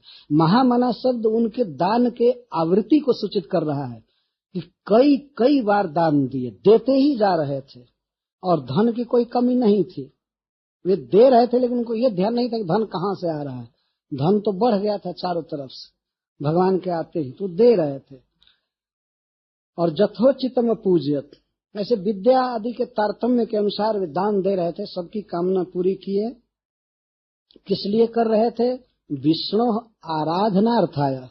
वे दान दे रहे थे इसलिए कि विष्णु भगवान प्रसन्न हो, और जब विष्णु हम पर प्रसन्न होंगे तो हमारा बेटा निश्चित ही सफल रहेगा, निरोग होगा, दीर्घजीवी होगा, राजा बनेगा। तो विष्णु को प्रसन्न करना चाहते थे इन सत्कर्मों द्वारा, और विष्णु को प्रसन्न करके लाभ क्या चाहते थे? स्वपुत्रस्य उदयाय, अपने पुत्र का अभ्युदय चाहते थे, सुख चाहते थे। और यहाँ चकार शब्द से है वे नवग्रह आदि की भी पूजा की। ये चक्रवर्ती पाजी अर्थ किए च शब्द से। जैसे वे देवता पितरी का पूजन किए थे और सूत मागध आदि को दान दे रहे हैं, तो नंद महाराज नवग्रह शांत रहे, हमारे बच्चे को कोई ग्रह न लगे, कोई भूत बाधा न हो, कोई कुछ भी कठिनाई न हो, इसके लिए 9 ग्रहों की भी पूजा किए। विश्वनाथ चक्रवर्ती ठाकुर यहाँ पर अर्थ किए। तो इस प्रकार नंद महाराज अपने पुत्र के लिए कह रहे हैं। एक और विशिष्ट बात सुखदेव गोस्वामी कह रहे हैं, रोहिणी च महाभागा नंद गोपाभिनंदिता व्यचरत दिव्यवास स्रग कंठाभरण भूषिता। रोहिणी बहुत भाग्यवती थी, महाभागा। जन्म दिया देवकी ने, लेकिन बेचारी वह पति के साथ कारागृह में थी, अपने पुत्र का जन्मोत्सव नहीं मना सकी। लेकिन वसुदेव जी की दूसरी स्त्री रोहिणी, उसको सुखदेव गोस्वामी कह रहे महाभागा, महाभाग्यवती, जिसको कृष्ण के जन्मोत्सव में भाग लेने का अवसर मिला। यदि वह ब्रज में नहीं होती तो कृष्ण का जन्मोत्सव नहीं देखी होती। तो देवकी का वो प्रतिनिधित्व कर रही थी। वो ये नहीं जानती थी कि ये देवकी का बेटा है, रोहिणी को ये मालूम नहीं था। वो जानती थी कि नंद महाराज का पुत्र है। तो चूंकि जसोदा अभी सूतिका गृह में थी, वो बहुत प्रकार के कार्य को नहीं देख सकती थी। आपने देखा नंद महाराज का वर्णन है, जसोदा का नहीं है। जितना उत्सव हो रहा था, मंगल बाजे बजाए जा रहे थे, स्त्रियां आ रही थी, तो दूसरी स्त्रियां स्त्रियों का स्वागत कर रही थी, नंद महाराज पुरुषों का कर रहे थे। लेकिन माँ जसोदा अभी जो सूतिका के नियम हैं उसका पालन कर रही थी। तो उस घर में जो दान देने का या सबके स्वागत का जो काम था वो रोहिणी जी का था, वो कर रही थी। और श्री कृष्ण को गोद में लेना, अभिषेक कराना, दान देना और जो कुछ भी था क्रिया वो करे। नंद गोपा भी नंदिता, और नंद महाराज बहुत आदर करते थे। जानते थे कि बेचारी विपद की मारी हुई है, इसके पति कारागृह में है, लेकिन इस दुर्दिन में वह नंद महाराज के भवन में रह रही थी, और इस भय से भी कि हमारा गर्भ भी कंस मार सकता है, ये कर सकता है। लेकिन वह दुर्दिन ही रोहिणी के लिए सबसे अच्छा दिन हो गया, कृष्ण के जन्मोत्सव में भाग लिया उसने। तो उस समय वह बिल्कुल भूल गई उस उत्सव में कि हमारे पति इतने दुखी हैं, ये हैं, वो है। तो सुखदेव गोस्वामी इसीलिए कहते हैं रोहिणी च महाभागा व्यचरत, अचरत, विविध अचरत, घूम रही थी। वास्तव में उस फेस्टिवल का वो नेतृत्व कर रही थी जसोदा जी के बदले में। जसोदा जी का प्रतिनिधित्व कर रही थी, किसको क्या देना है, किस सामान क्या खर्च करना है, क्या प्रसाद बनाना है, किसको क्या देना है, क्या लेना है, कैसे उपहार का सामान रखना है, जो रुपए आ रहे थे उसको कहाँ रखना, कैसे रखना, देना लेना, सबको खिलाना पिलाना रोहिणी जी कर रहे थे। और उनको जो वस्त्र दिया था नंद महाराज ने पहनने के लिए, वो किसी भी मनुष्य को इस संसार में दुर्लभ था वह वस्त्र, इसलिए दिव्य वासः कहा गया। दिव्य जो भी वस्त्र आभूषण गहना रोहिणी जी को दिया गया था पहनने के लिए, वैसा जसोदा जी भी नहीं पहनती थी। इसको कहते हैं सत्कार। यहाँ दिव्य का अर्थ है स्वर्गीय वस्त्र, इस पृथ्वी पर किसी मनुष्य को वस्त्र या वो आभूषण सुलभ नहीं था जो रोहिणी जी को दिया गया था। तो रोहिणी को भगवान की का जन्मोत्सव देखने को मिला और समस्त बाल लीलाओं को भी रोहिणी जी ने देखा था। इसीलिए जब ये आएंगी मथुरा में और द्वारका में तो इनसे लोग द्वारकावासी सुनेंगे कृष्ण लीला, कृष्ण लीला का वक्ता बने, क्योंकि सब कुछ देखी थी अपने आंख से। तो सुखदेव गोस्वामी इनके लिए महाभागा